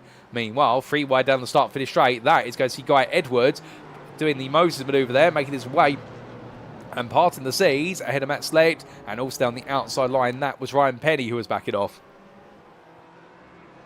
As the driver's coming down the hill, well, right now, Slate not fighting that one too hard. I think trying to figure out where he was in that 3 wide pack, and Edward gaining the place back, and therefore that's going to be ninth place. Falling back into the hands of the privateer for now, at least, as he heads up the hill. But into the bits of the lead of the race comes Taylor Adams. That will enable Alex Gall now to retake the lead, and as he does so well, you can see in the rear of the picture there is Stuart Reynolds in his Mercedes. Between the two of them, that is John Roberts, who is the 6th place AM driver. But Alex Gall in control. But where does Taylor Adams come out in all this? He's got quite a long run down the pit lane. Niels Core comes on through, and Niels had a bit of a lonely race in 4th place. Adams here, I think he's going to get the jump. I think he's going to jump to 5th place. Look at that. Rear left of your picture, that is Jake Cranstone. Cranstone's coming in hot, but Taylor Adams has done this. He's brilliant at strategy, and he's proven it because Adams has suddenly leapt his way into 5th place. And how about that? That is what happens when you sit at the back of a pack for 2 whole stints. You fuel save massively, and for Taylor Adams, whereas everybody else has spent at least 18 seconds stationary to put the fuel in the car, for Taylor Adams, he's only had to stay stationary for 14.5 seconds. The man has saved the best part of a whole lap's worth of fuel, and that is how it's worked out, because that number 1 right now, well, that Mercedes is absolutely flying. That's up into 5th place. And, well, to be fair to Drake Cranstone, he's going to, I think, look at this right now and think to himself, okay, well, I've got a little bit of a target to catch here. It's only 9 tenths up the road. Can I catch that Mercedes before all is said and done? He'll be motivating himself every step of the way here, but we will see whether he'll be able to do so, because Adams in clear air, we suspect, does have an ace up his sleeve, and that ace is going to be quite a bit of pace at his fingertips, but perhaps wasn't demonstrated in qualifying, nor has not been demonstrated so far under race conditions, given the fact he has been so enclosed in the pack. But we'll have to find out shortly. As meanwhile, Matt Slate still on the back of Guy Edwards. Well, Edwards may have passed him, but he's not letting Edwards go whatsoever. But as they head up towards what will be the last 2 corners this time, well, Slate and Edwards, they are still running nose to tail here as they roar the way onwards. And these 2 drivers right now, I think in their mind, they're thinking to themselves, okay, well, it could be a battle for 9th place between them, but Slate's got to find a bit of magic here if he wants to get this done, because after losing the place, he's been parked right in behind for some time. However, he's now got to have a bit more boldness in him to try and look for the opportunity. Looking back to Duncan Mariah, meanwhile, well, he's still trying to give chase after Kim Such and also John Roberts. However, between the 2 of them is now Niels Core, so therefore Mariah having to back off a little bit and let the lead lap driver on through. And for Niels, meanwhile, well, it's been a very quiet race for him because he hasn't had the pace of the top 3, but he's had plenty of pace to outpace the rest of the pro drivers and the overall field. So right now, understandably, it does feel as though it's a little bit of a frustrating race for him. It must feel as though it's a bit of a time trial session in a way, but the fact that he's been able to get on past there, what is Kim Such, well, that's going to put such a pressure for Mariah, who switches one way to the other, and, well, that's a classic touring mod car move. If I've ever seen one, ladies and gentlemen, that is Mariah using his touring car experience to his advantage, and, well, decided to switch one way then the other, keep Such guessing, and Such right now will stay with him initially through Hollywood, but Mariah makes his way through and takes 7th place in the M class there, and, well, into Redgate Bend, gets it done very nicely, and we're out to the old hairpin. He'll have a smile on his face for that one. That is classic Duncan Mariah, and, well, if he's going for 2 from 2 with regards to move of the round award, he's definitely trying to put a good candidate forward there as he heads up the hill and in towards turn number 7. As he comes over the crest, we do look to Rob Sharp meanwhile, and well, for Sharp, 2 laps down at this point, but he's still running in 11th place in the AM class, looking to bring home some valuable points. The number 86 driver's definitely had a frustrating race. It all went wrong in the early stages, of course, with that huge shunt that many a driver got involved in, coming through Hollywood into the Craner curves, and that's what led to several retirements of this race, albeit we did unfortunately have the loss of a couple other drivers as well, but we haven't had any more losses recently, although saying that Annie Marston's in the pit lane right now, and the car, well, it's been there for some time, it is being looked at by the team, but we may have lost a 7th driver from this one, and if so, we'll be down to 21 runners in the final 10 minutes effectively. But as the racing does calm down a little bit, now it does seem as though it's going to be a bit of a survival all the way to the end between these drivers. And Alex Gall is continuing to gradually open that gap to Stuart Reynolds. The gap now up to 4.6 seconds. Reynolds did strike back on the previous lap by 2 tenths. But we can see the Mercedes driver right now is having to throw everything at this. And Matthias Pentelet, he is not too far off either, and it does seem as though whatever Reynolds could do, Gall and Pentelet can match him, and Reynolds right now I think is more cognizant of the driver who's trying to close behind rather than the man he's trying to chase down in front. However, we've just had a bit of drama, ladies and gentlemen. Have we lost John Bailey from the lead, of the AM class, because here's Eric Menenveld, who has taken the lead. We briefly lose Menenveld as well. Hopefully that's not a shot of a late retirement for Bailiff, because if so, and that's the technical failure for the car, and the Win It or Bin It racing team will suddenly see their 1-2 all in arrears, and that's going to be heartbreaking for the team who've really been in control for so long in this race. Well, Mark Johnson, this rate, will suddenly move into second in AM class, and Heinz Mayer will move up into third. I think it is the case that John Bailiff's had to retire the car due to a technical issue of the car, and therefore we're going to see all of our AM drivers promoted to place, those who are left running. But for John Bailiff, that is not the way you want your race to go, particularly when you've delivered 50 minutes of absolutely pinpoint precise driving, and then suddenly it all falls out your hands. We'll keep you updated if he does rematerialise, ladies and gentlemen. But I think Bailiff's race is over, and that is going to be one of the stories of the season. It really has not been a start of the season for John Bailiff to be remembered, in the fact that, well, absolutely nailed the win, of course, in what was round number 1. I'll starting 6th, but in this round, it's all gone backwards to Bailiff, and that is not a happy story. And indeed, that championship lead he was trying to open up will suddenly be a championship lead that is all gone in the space of only a single visit to Donington Park. So with Mark Johnson there now for Heinz Mayer, this suddenly will take a new turn, because he'll be suddenly realised that he's in third in AM, and he's worked very hard to get into this position. Can he bring it on home? Oliver Carwadine, he's not too far behind, and he is closing little by little on Mayer. It's only by hundredths or a tenth a lap, so Mayer does have 5 seconds to his advantage. And Carwadine there backing off the throttle, coming out of Redgate Bend and releasing the leaders. And he's going to have to do the same again very shortly, because Pentelay is going to be on the back of him. And well, for the RD Simsport driver, he'll go up the inside there into the old airpin. Takes the compromise line, but respects the fact that it's a difficult place to pass a car that is going to be a lap down, and therefore Oliver Carwadine trying to do his best there just to step aside. But on the rise they go. And well, we can tell you, ladies and gentlemen, that John Bailiff is in the pit lane at the moment. The car is in the pits. It's had to be towed to the pits, and therefore that has put him out of the run in this race, or at least the running for the lead of it. Here he is, making his way back out. So Bailiff did have a technical issue. He has rejoined. They've been able to get the car repaired, but that is a surprise and not a welcome one. And suddenly, he's all the way down in 10th place in AM, and Win It or Bin It racing, well, it's not a 1-2 anymore. It's going to be a 1st and a 10th, so long as the same does not happen to Eric Menenveld. But 2 different machines, that we're hoping the Porsche is not susceptible to the same reliability issue as the BMW M4. But we will see. Anything could happen before this race is over, and it normally does. But Bailiff definitely right now will be fuming about this one. I think in the back of his mind, he's just got to get his head back down and think to himself, you know what, it's gone wrong, but you can't afford to give up. Speaking of drivers who don't give up, here's Callum Brandt, who's had a bit of a rallycross moment coming out of the final corners, but he continues to chase after Idris Abdullahi. And, well, the Ford Mustang driver is just in front of him, and Brandt is the faster of the 2 drivers. However, he's got to try and keep it on the circuit. And if he does so, he may have an opportunity to attack in the final couple of laps. And I think that's what he's building himself up for. As meanwhile, Guy Edwards versus Matt Slade. Well, ever since they swapped places, we talked about it earlier on. Right now, Edwards is not pulling away here. If anything, Slate is now getting closer and closer as we ride aboard the dashboard here, the Regenta Sim Racing machine. Now, that is some pace that's really coming alive in that 53. And, well, can have an opportunity to take 9th place back right at the end.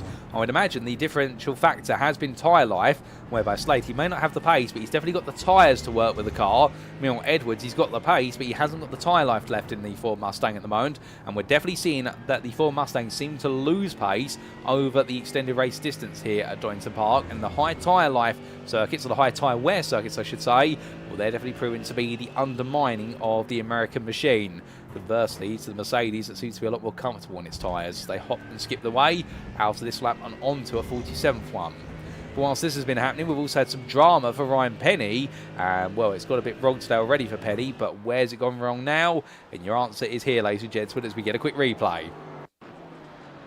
This was your 99 driver making his way through the chicane. As he did so, got the power down, and in the end, a small tap to the rear, or was there? We're not quite sure, but we know the aftermath, and that was Penny being sent to the pit lane wall there, and we'll got it back together. Thankfully, any cars coming up behind were able to take evasive action, but that's a very difficult one to call. Front left suspension damage. You can see how the car's dropped, so I think Penny decided to go a whole lap to try and get it back into the pit, but I wouldn't be surprised if that car's going to have to be towed at some point, or if he does make it back, well, that's going to be a huge effort there, but it's a very hard one to call, because the driver of Eric Menenveld, who came up behind him, we briefly did lose him him, as there was a little bit of an internet connectivity issue, and therefore was there contact or not between the two of them? That's the question. And well, unfortunately for Ryan Penny, contact or not, his race was in the wall, and now it's going to be very shortly in the pit lane, as Rob Sharp will take the place back off him, and we can see Penny there making his way into the pits, and Sharp will regain 10th place in the AM class.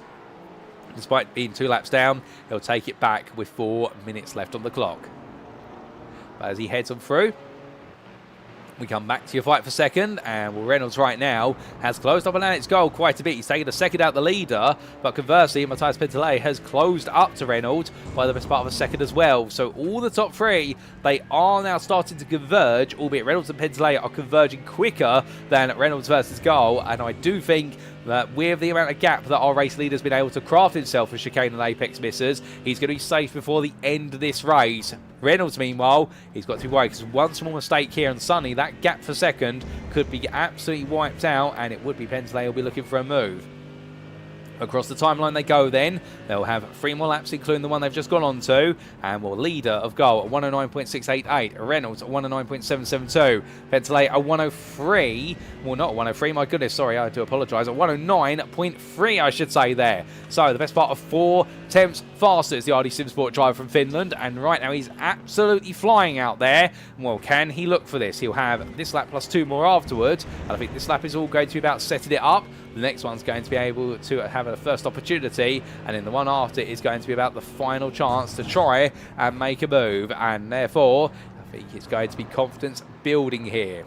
Back further behind, Callum Brandt is closing up to the back of Idris Abdullahi. He's looking at an opportunity to take 7th place back. Right at the close of this race, he gets a really good run at the old hairpin in that McLaren. So the RD Simsport machine now thinking about the opportunity. And, well, can he look for it up into McLean's? The answer is no. What he can do is mount some pressure. Some mental pressure does not go astray. And heading up the hill, he's going to look up the inside in towards Coppice Bend or not. That's a dummy. And, well, as he looks one way, then the other, trying to keep the guy in front guessing as to when he's going to go for the move. Well, the guesswork is not going to play a trick here, at least for now, because Idris Abdullahi, he sticks to his guns. But again, into the zone now comes Brandt, and as he heads in towards that braking zone, it's going to be right to his left here, hop over the curves, and no change as they head on towards what will be their penultimate turn on the circuit.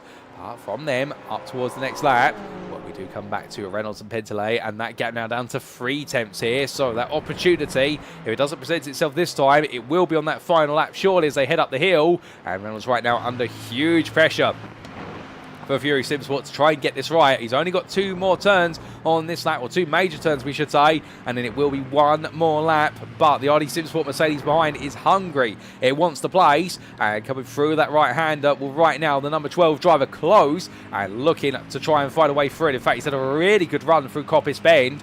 1.5 tenths is the gap here towards the braking zone. Does he go for it now? The answer is he thinks about it, but he thinks twice, and in the end tucks back in. But so close there as they make the way through the S's. 1 more lap to be turned then, ladies and gentlemen, as we go on to a final lap with a minute to spare. Alex Gold will not be getting a 52nd lap in. It will only be 51 today. And right now, the leader may have broken away, but Stuart Reynolds versus Matthias Pentelet, that's going to be a fight for second that goes all the way to the finish line. And in the AM class, well, Eric Mannenveld seems to be absolutely fine up front with Mark Johnson 30.5 seconds back, and Heinz Mayer a further 18 seconds back in third. It does seem as though AM class is all resolved, but right now we have these outstanding question marks in the pro class and overall, with Callum Brandt as well, also trying to chase down Idris Abdullahi, and we're 2 attempts behind.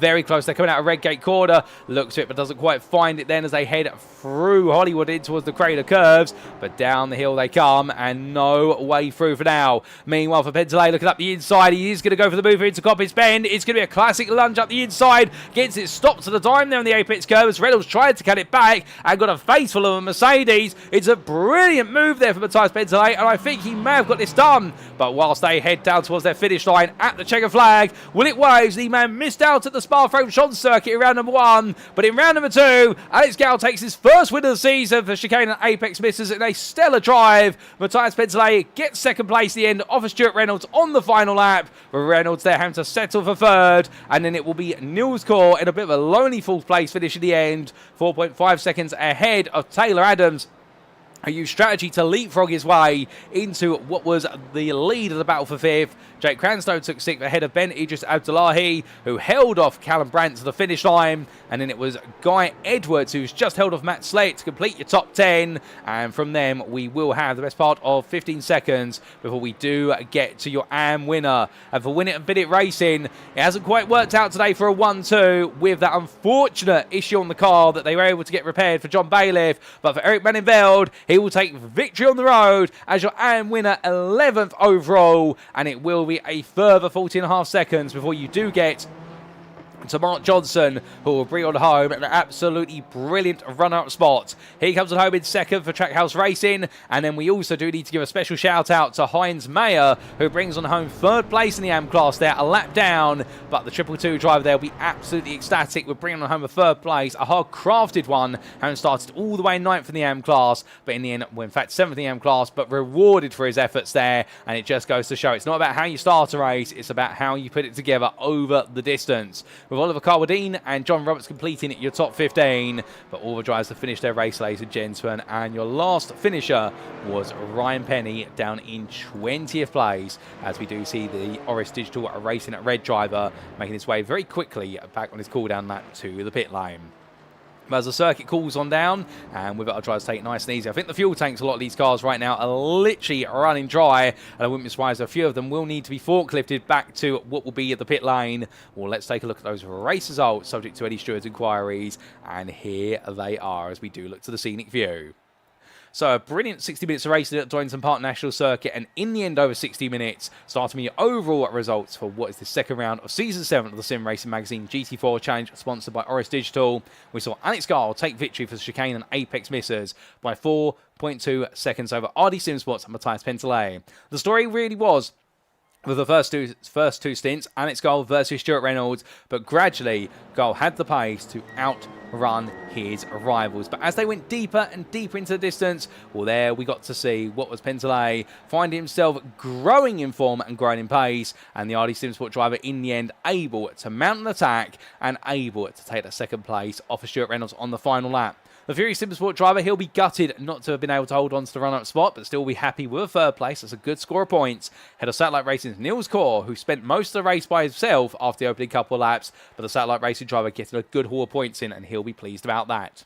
Niels Kaur took 4th place then ahead of Taylor Adams, with the Regenta Sim Racing driver in 5th. Well, on strategy, he was 9th at the start of the race, and through 2 very long stints and 2 very short pit stops, he was able to leap his way into 5th, ahead of Masters of Torque's Jake Cranstow, who did all the battling, but in the end, it wasn't enough to take 5th place, and sometimes strategy seems to outrun brawn, and that definitely was the case today for Adams versus Cranstow.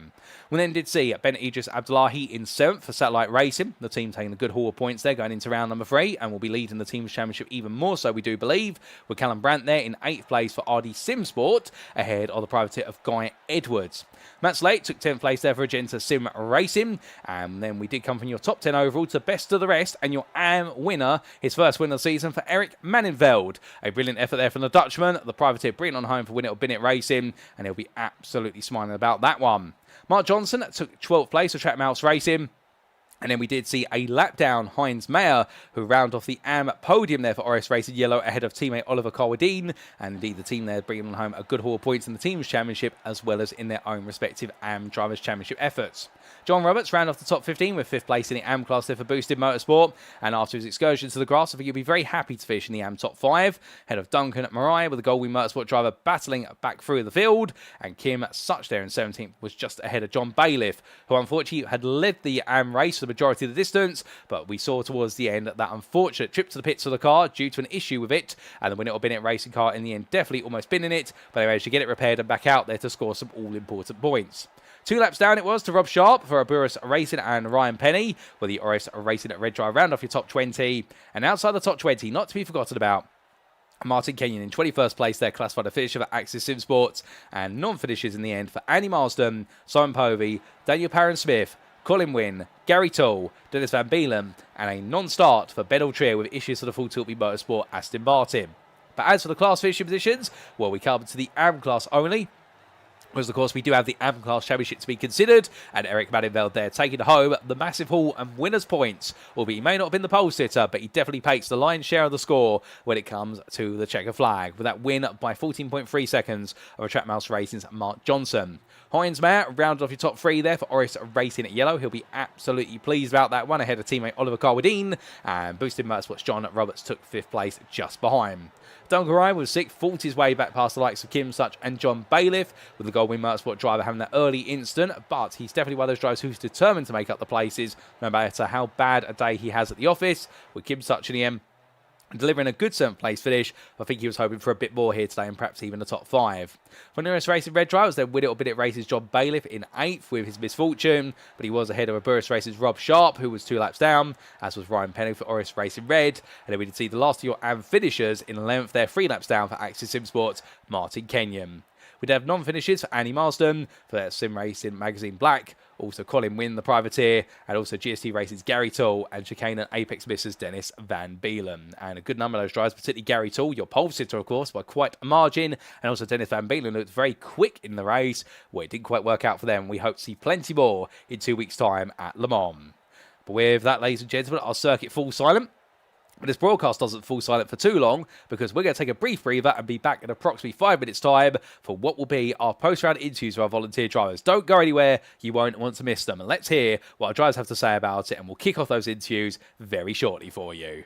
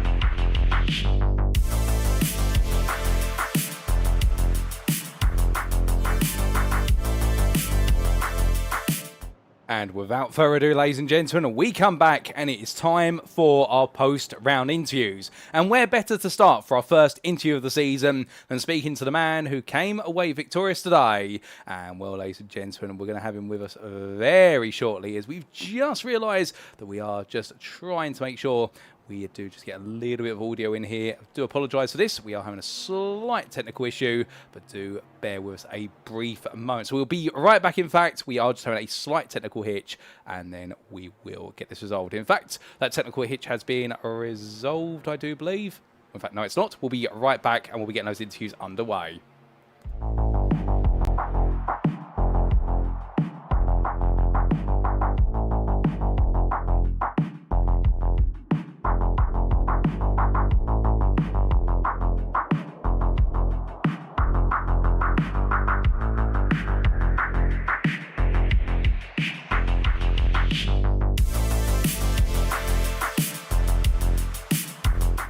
And there we go, ladies and gentlemen. Issue has been resolved. We do apologise for that. And we are going to kick off our first interview of the season with none other than our race winner. He joins us now. It's none other than Alex Gall. Good evening to you, Alex. And well, what a way to deliver your first win of the season. You're put under pressure over the entire distance from Stuart Reynolds, but at no point did you wilt under that pressure. I mean, it must have felt an absolutely brilliant win. Hello. Well, it was a bit of the opposite, to be fair. I had the pressure all the first stint, but I felt confident. I kind of knew I would be able to stay consistent because I really like this track a lot. But he had great pace, and he was even pushing me a couple of times, as the AMG is really good into the last chicane, and I'm not really that good into it.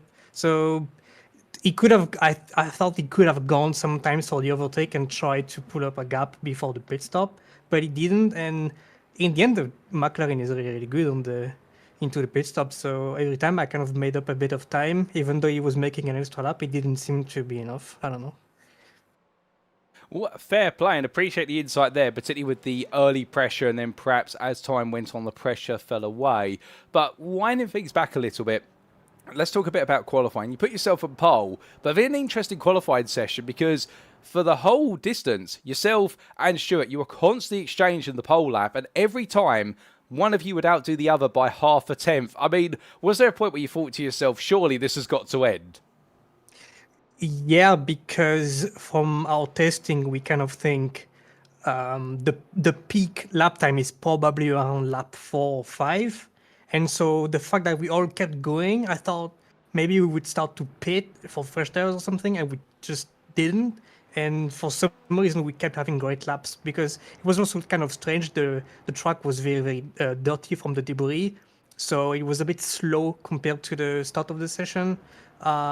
So I was very surprised I could even go faster, to be honest. And then I couldn't really think I was gonna beat a Merc in quali, because we saw with Matthias in the practice, he was just way in front.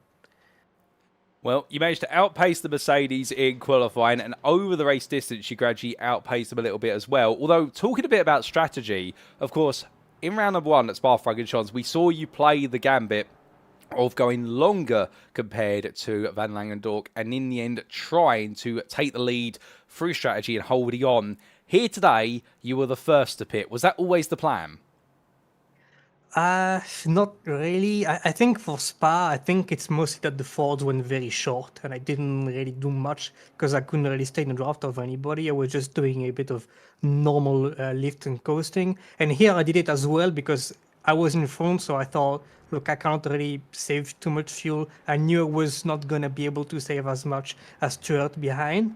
And I thought, look, this is over. It's going to overcut, and I'm going to just be far away in P2. And in the end, again, the McLaren is sort of really good in the pits for some reason. Maybe I have to check why. I think the refuel rate might be really good on it, which is a sort of BOP thing. It's probably intentional.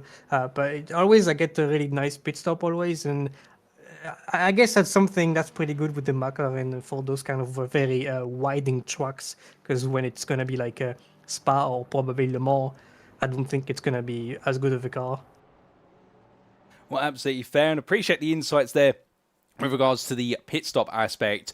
And as we went through the second and then the final stint, the gap gradually opened up more and more. And I suspect in that final stint, you thought, right, now I've got this. All I've got to do is not make a mistake until that checkered flag and the win's in the bag. Yeah, I actually did a few mistakes.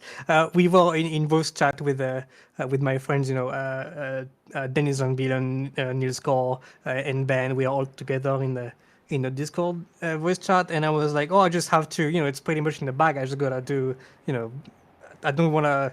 I don't want to say things too early, and then as I say that, I'd like make a big mistake or something. So it was always kind of weird. The thing is, I had a weird second pit stop. I forgot to untick tires, so I had a fresh left front coming out of the pits. And I thought, so Niels has JRT, and I just used the auto fuel from the sim. I put 1 liter more than Niels, and in the end, I came out of the pits and needed to actually save fuel. So I wasn't really too safe, and I was even afraid we would go too fast and actually get the extra lap at the end, which was quite close. I think we crossed the line maybe like 10 seconds after the 0 seconds for the checkered flag, so it was really close to an extra lap, and we would have been screwed completely. Oh, goodness me. Well, in the end, it came down to tight margins on the strategy, and very interesting you accidentally put a fresh front left tyre on there, and I can imagine how tricky the car was to drive for a brief moment, warming it up, but you survived it all, and you managed to get across the line with just enough fuel to do so. And now, a second place in round number 1, a win in round number 2. What can we expect from you at Le Mans in 2 weeks' time? Your home circuit, of course. We can expect me probably having a more smart tire strategy, and also I have low hopes for the McLaren to have a good top speed, especially against the BMWs and the Fords. But I really don't know. I really don't know. I just don't think it's gonna be as good. And I don't expect much. It's probably in quotes, the drop round. I don't really expect much. It's gonna be kind of there. This was my big round because I really love Donington, and I know that the car is good on winding circuits, but I don't expect much on Le Mans, and I don't really love it that much, to be honest with you. Well, fair play. Well, definitely it's going to be interesting then to see whether you can salvage something out of the visit to Le Mans in our next round. But just before we do let you go, Alex, is there anybody you'd like to give a shout out or a thank you to live on the broadcast tonight? Shout out to everybody on the Chicane Online Racing Discord. We've been all racing together since like 2017, 2018. So, still racing together now. We're like in our 30s and stuff. It's just really fun. It's a great hobby. And in the league race also, it's great. Always the league racing, it's a very casual racing. We race hard, but it's more in a fun way. And everyone has great pace. It's just great. Awesome. Yeah. Oh, brilliant. Well, definitely, I can tell the... Excuse me, as I almost lose my voice. I can definitely tell the team spirit and that happiness being part of the team for such a long period of time really shines on through. And it's reflecting your confidence in your driving, Alex. Congratulations on your first win of the season. You came short at Spa, but you got the job done here today at Donington Park. It may be a difficult round next time out at Le Mans, but we look forward to seeing you try your best. But until then, my friend, savour your victory, enjoy it, and we'll see you in 2 weeks' time. Thanks, bye. Here and there, ladies and gentlemen, from none other than Alex Gall, and we're very happy with his performance. And, well, I think thinking to himself that this was really a round he wanted to win and got the job done. But not without a little bit of complexity, no doubt about it. And, well, in the end, some small mistakes when it came to strategy, and we're hoping for a much more detailed and indeed thought out strategy next time at Le Mans for a circuit that he doesn't enjoy compared to Donington Park. So we're interested to see what he can achieve there when we do make our way into round number 3. But we've got more interviews to come up, and shortly we'll be back for our second interview of the night.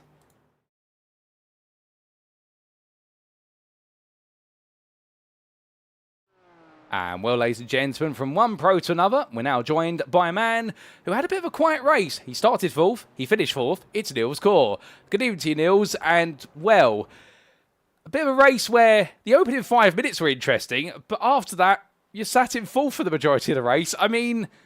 Was it a bit more of a time trial session for yourself by the end of it? Hello, Paul. Yeah, well, it was not that entertaining after all the race, I guess. I just didn't quite manage to keep up with the 3 guys ahead, and then unfortunately managed to get away from the guys behind me. So yeah, it was just kind of managing it to get the 4th place home. Well, a very well managed 4th place, it must be said. And to be fair to yourself and your teammates at Satellite Racing, you lead to the Teams Championship coming into this round, and that lead will be extended given the consistency. But let's dial it back a little bit. Qualifying, 4th place. Qualifying looks very tight for what was the second row of the grid. You found yourself there. Were you happy with your qualifying performance? Yeah, overall that was okay. I mean, obviously there you can always say that you could have found a 10th there and there, but overall it wasn't too bad. Obviously, it would have been not too bad to, as it was also really tight for 3rd. Would have been great to start there, but still not too bad. Well, fair play. And then going into the race, we did see you try to put an early move on for 3rd versus Pentelay, but it didn't quite work out. And at that point, it did look as though you were naturally falling away from the top 3. Was there a point where you really noticed the fact that you had the pace to break away from the battle for 5th behind, which was full of fighting and full of entertainment perhaps, but not entertainment you want to get involved in, and that the top 3 are just very slowly pulling off into the distance? Yeah, that took maybe 5 laps, and then I started to notice, yeah, okay, you're not gonna keep up with the cars ahead, but you seem to be pulling away slightly from the cars behind. And from there on, I just keep doing what you're doing, and you can only hope that something happens at the front.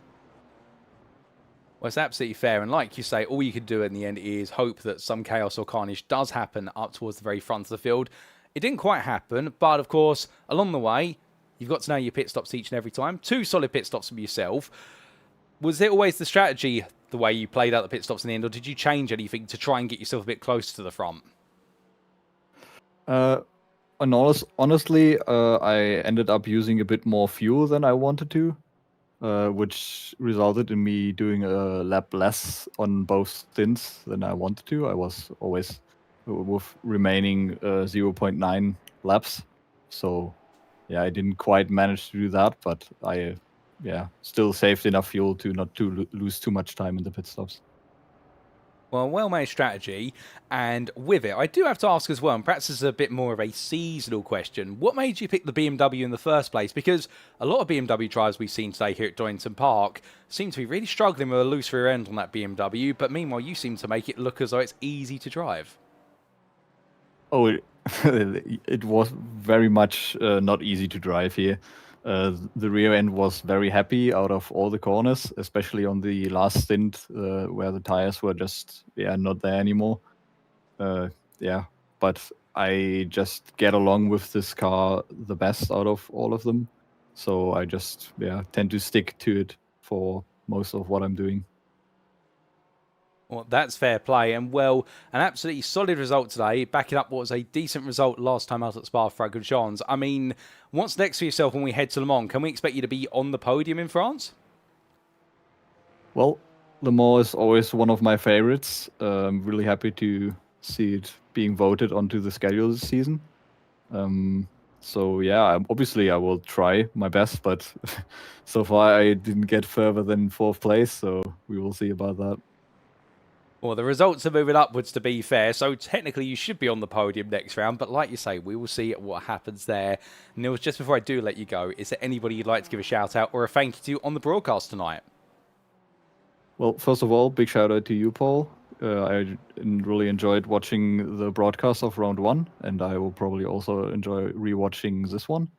And then also big shout-out to all the other organizers at SM, and obviously also all the drivers for making this series what it is. And also big shout out to my teammate Ben and all of Satellite Racing. Well, Nils, a big thank you to you as well for joining me for an interview this evening. It's been a pleasure to talk to you. And whilst it may have been a bit of a lonely 4th place, it's all the way up from round 1 to 2. And hopefully it will continue at Le Mans in 2 weeks' time. We'll see you on that podium. But until then, my friend, have a great evening and well done once again. See you next week. So hearing it there, ladies and gentlemen, from Niels Core, the satellite racing driver, who definitely delivered a solid drive today. But very interesting. I do like the reflection he had there with the fact that he recognised that in qualifying could have found an extra tenth or two. He would have liked to have been third on the grid, but he moved forward from it. But in the race, after 5 laps, he realised that with the fight for fifth really taking centre stage behind between 6 drivers and the top 3 gradually pulling away, he was going to be in a lonely race for the distance, and it was never really going to be a race where he could move forward, and he never would be moving backward because of the pace he was delivering. Also interesting, he mentioned about the fact that whilst he looked very composed in the BMW, that he was having difficulty with that loose rear end, like a lot of our BMW drivers were further down the order, particularly in the AM class, so therefore he's able to combat that all the way through. But he fancied his chances at Le Mans, a circuit he enjoyed, but we'll have to wait and see whether that enjoyment factor turns into what could be a podium crafting factor or perhaps even a win. But Niels Core will reveal that to us, of course, in 2 weeks' time. But ladies and gentlemen, we've got 2 more interviews to come this evening. Our next one is just around the corner, and we're going to the AM class. But who will it be with? You're about to find out.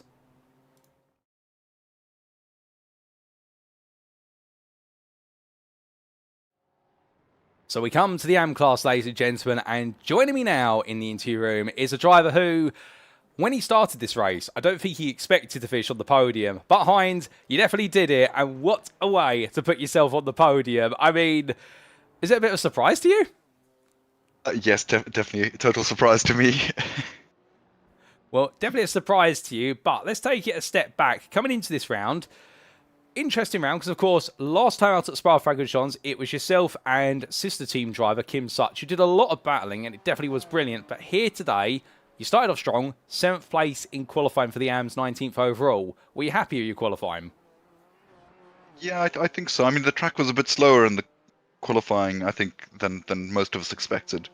So I kind of felt okay with it. I mean, I sort of bailed out of qualifying in the last sort of 5 minutes because I just felt like I couldn't go any faster, and I didn't want to sort of get too worked up before the race. But yeah, I was relatively happy with it. I felt like I could have gone faster, but I just didn't feel like I had the grip or could string it together. Well, there might have been a bit more out there, but like you say, you couldn't get it together. But in the race is where it matters most. And with regards to your race start, a solid start, to be fair. The AM class always enjoys a lot of elbows out action on the opening couple of corners, but it wasn't really lap number 1 that was the interesting lap for yourself. Lap number 2, going down the hill through Hollywood and Crater curves, there's an incident in front of you, and you somehow avoided it all. What was that like from your perspective? I was just really incredibly lucky. I didn't actually avoid it. I hit Rob Sharp. I almost sort of T-boned him and nudged him out the way, and my car stayed straight, so I just carried on running. So I ran the first stint with damage. But yeah, it was just weird because everyone just checked up, and I think there was like a 4-car pileup in the middle of the road after I think Gary hit someone. But yeah, it was just, you sort of see the accident happening in front of you, and you sort of think, ooh, risk or opportunity. And I thought there was an opportunity until I hit Rob, and I thought, oh god, here we go, race over. But some other car stayed straight and wasn't too badly damaged.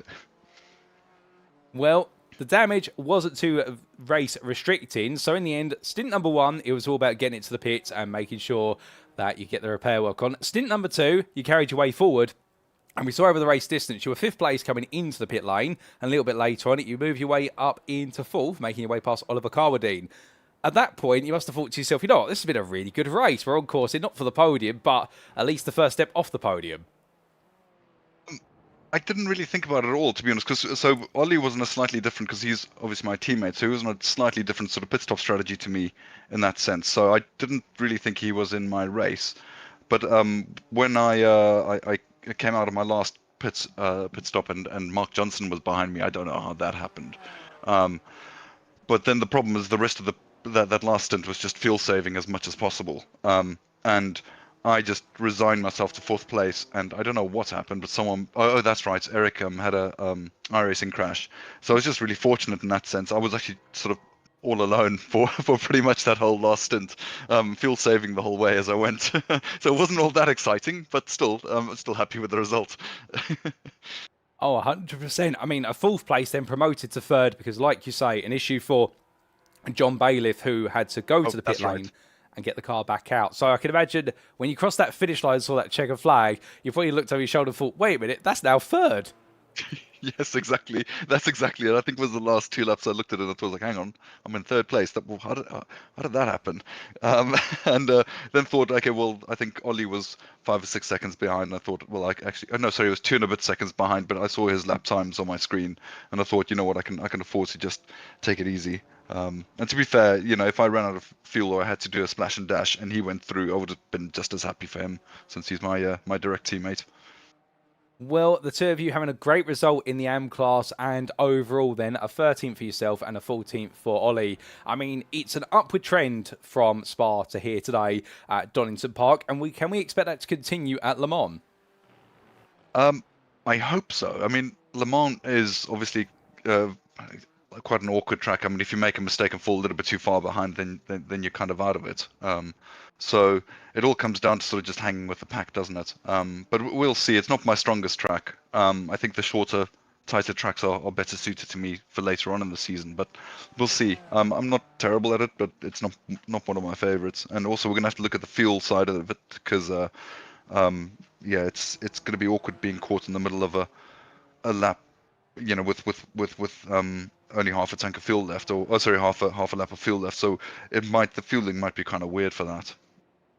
Well, indeed, there'll be a lot of strategy involved at Le Mans, like you say, and we look forward to seeing whether you can do the maths and figure it out in 2 weeks' time. But Heinz, just before we do let you go, is there anybody you'd like to give a shout out or a thank you to live on the broadcast tonight? Yeah, definitely my teammates, obviously Ollie, and Kim and Ryan. Unfortunately, Ryan had a bit of a crappy race tonight, but the other two did quite well. So yeah, those two definitely. And my brother, who's not racing this season, he's sitting this one out, but I'm sure he's going to watch the replay. Well, Heinz, it's been an absolute pleasure having you join me in the interview room. Congratulations on your first AM class podium of the season. A bit of a surprise, but a welcome one, we like to say. We hope for plenty more as the season goes on, particularly when we get to the more technical circuits later on in the season. But until next time, my friend, savour the road, enjoy it, and we will see you in round number 3. Well, thanks, Paul. So here and there, ladies and gentlemen, from Oris Racing Yellow's Heinz Mayer, a very happy Heinz, no doubt about it, and very interesting there to hear his thoughts with regards to, firstly, what was qualifying. He felt as though he delivered a good job. However, he did retire from qualifying quite early on, he openly admitted. And the reason for that really being as though he felt as though he got most of what he could out of the car, although he felt as though there was a bit left on the table, but it was never really going to happen in the remainder of qualifying. So decided not to expend too much more effort, but instead came into the pit and then put the focus on the race. Speaking of that, early on in the race, made a little bit of progress on the open lap. Lap number 2, well, he survived the chaos coming down towards the old hairpin, and pulled out there the fact that he was blindsided by it all, and it was a 4-way collision that he happened to come into the scene of, and unfortunately escorting Rob Sharp off the road. He had no real way to react, but in the end, with the damage, he was able to carry on. And in stints 2 and 3, it was all about getting his head down on an alternate strategy versus teammate Oliver Carwadine. And, well, made his way to 4th, and it was a lonely 4th place all the way to the checkered flag. Except it wasn't, because it was a 3rd place. We did have the misfortune strike, none other than John Bailiff from the lead of the AM class. But that's the way it sometimes goes. And for Heinz Mayer, it's been a successful day today, and he'll be hoping if he can work out the strategy, that success will continue at Le Mans. But we've got one more interview to come, ladies and gentlemen. We will be right back for our final interviewee of the day here at Donington Park.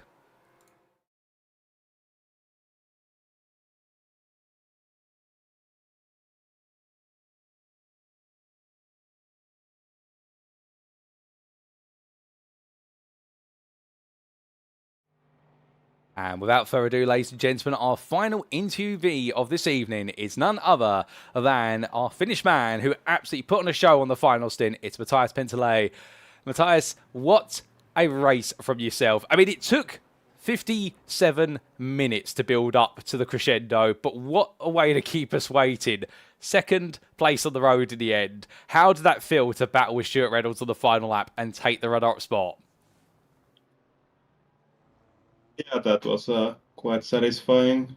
I was pacing myself in the first half of the race because I knew that with these tires you have to like over an hour you have to decide when you want to have the pace and when you want to use them and push, and when you save them. So I was saving them for the finish, and it worked out quite well. But on the other hand, I think the win would have been possible as well, but I didn't really have the best qualifying. I had a much better laps in practice, but in the qualifying, I just either made mistakes or had traffic on my fast laps. But I managed to scramble P3 in the end, which ensured that I could fight for at least P2. But I noticed that Alex gained 2 seconds every pit stop, like just being faster in the pit stops, and in the end the gap was 4 seconds. So I think the race was won there. I see. Interesting for you to give us your thoughts there straight away. And I really like the way you've talked about the fact that you felt as though if it had worked out differently in qualifying, you could have been chasing the win. If I take it back a step, what made you pick the Mercedes coming into this season? It's because we're running it in another series, 24 series esports. So makes sense to run the same car in different series and get the experience in that same way, in the same car. Oh, 100%. That experience already showing. And coming back to the race today, you mentioned in qualifying the fact that you couldn't quite put the lap you wanted together through reasons such as the condition of the track, plus also traffic. In the race, as you mentioned, you took it nice and easy and made sure to maximise the use of the tyre when you needed to. At what point did you decide, right, I've now got to go and hunt down that second place? Was it when the final stint started, or was it a bit earlier than that? Yeah, I noticed like after the first pit stop that I'm starting to slowly gain up, but I didn't want to start pushing at that point yet because I knew that the really difficult part will come later. So, but then after the second pit stop, a few laps in, I really started catching like half a second per lap, and I felt like if I start pushing, I will have the tires to the end, which I did have. So just managed to time it perfectly. Oh, indeed, you timed it absolutely perfectly. And with regards to the move that you made, we saw you have the best part of 2.5 laps to try and make it happen, but it all came down to the final lap at Coppice Bend. Was that always the plan to do it there, or was that a bit of an improvisation? Yeah, it was a little bit of improvisation. I think Stuart had a little bit of a mistake in the earlier corner, so I could really close in, and I noticed that I had the biggest advantage in the fast left-hand corners because that's the ones that kill the tire the most. So when I really started to close in, I decided, okay, if I nail this corner, I can make the move, and I managed to do it. Well, a big move from yourself, and in the bigger picture sense, I mean, for yourself and teammate Callum Brandt, a good score for RD Sim Sport. So, looks as though the team's championship is moving forward, as well as your own championship. Yeah, well, it's only 2 races in, so at this point, it's just trying to get the results and try to avoid like the dreaded 0 points, and just to be consistent and to be in the position at the end of the season in the final races. Oh, 100%. And speaking of consistency, that's going to be put to the test next time out at Le Mans. Is it a circuit you're looking forward to? It's not one of my favorite circuits to drive. I like watching racing on it, but I don't enjoy driving it myself that much. But it will be interesting in these cars. I don't think I've ever driven a GT4 there, so that will be interesting. And it will also be interesting to see how the different cars stack up. I'm not sure if the Mercedes has the best straight line speed, at least in the fixed setup, but we will see. Oh, indeed. Le Mans could be quite revealing with regards to the characteristics of the cars, none more so than top-end speed, like you say. But we'll leave that there. And just before we do let you go, is there anybody you'd like to give a shout-out or a thank you to on the broadcast tonight? Well, all my teammates at the RD Sim Sports who make this hobby so fun.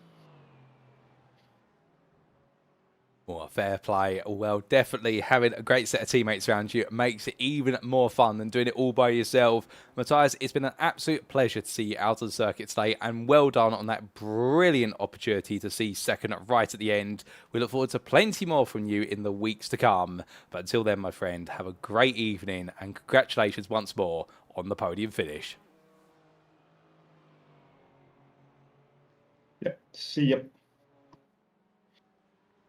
So hearing there, ladies and gentlemen, from none other, than Matthias Pentelet. And, well, sounds a little bit worn out there, to be fair, but I think he really did focus hard on this race. And, well, you can understand, one of the things that we've talked about time and time again is managing the tyres. He mentioned straight away over the race distance, he didn't want to push the car until he felt as though he could pull within striking distance.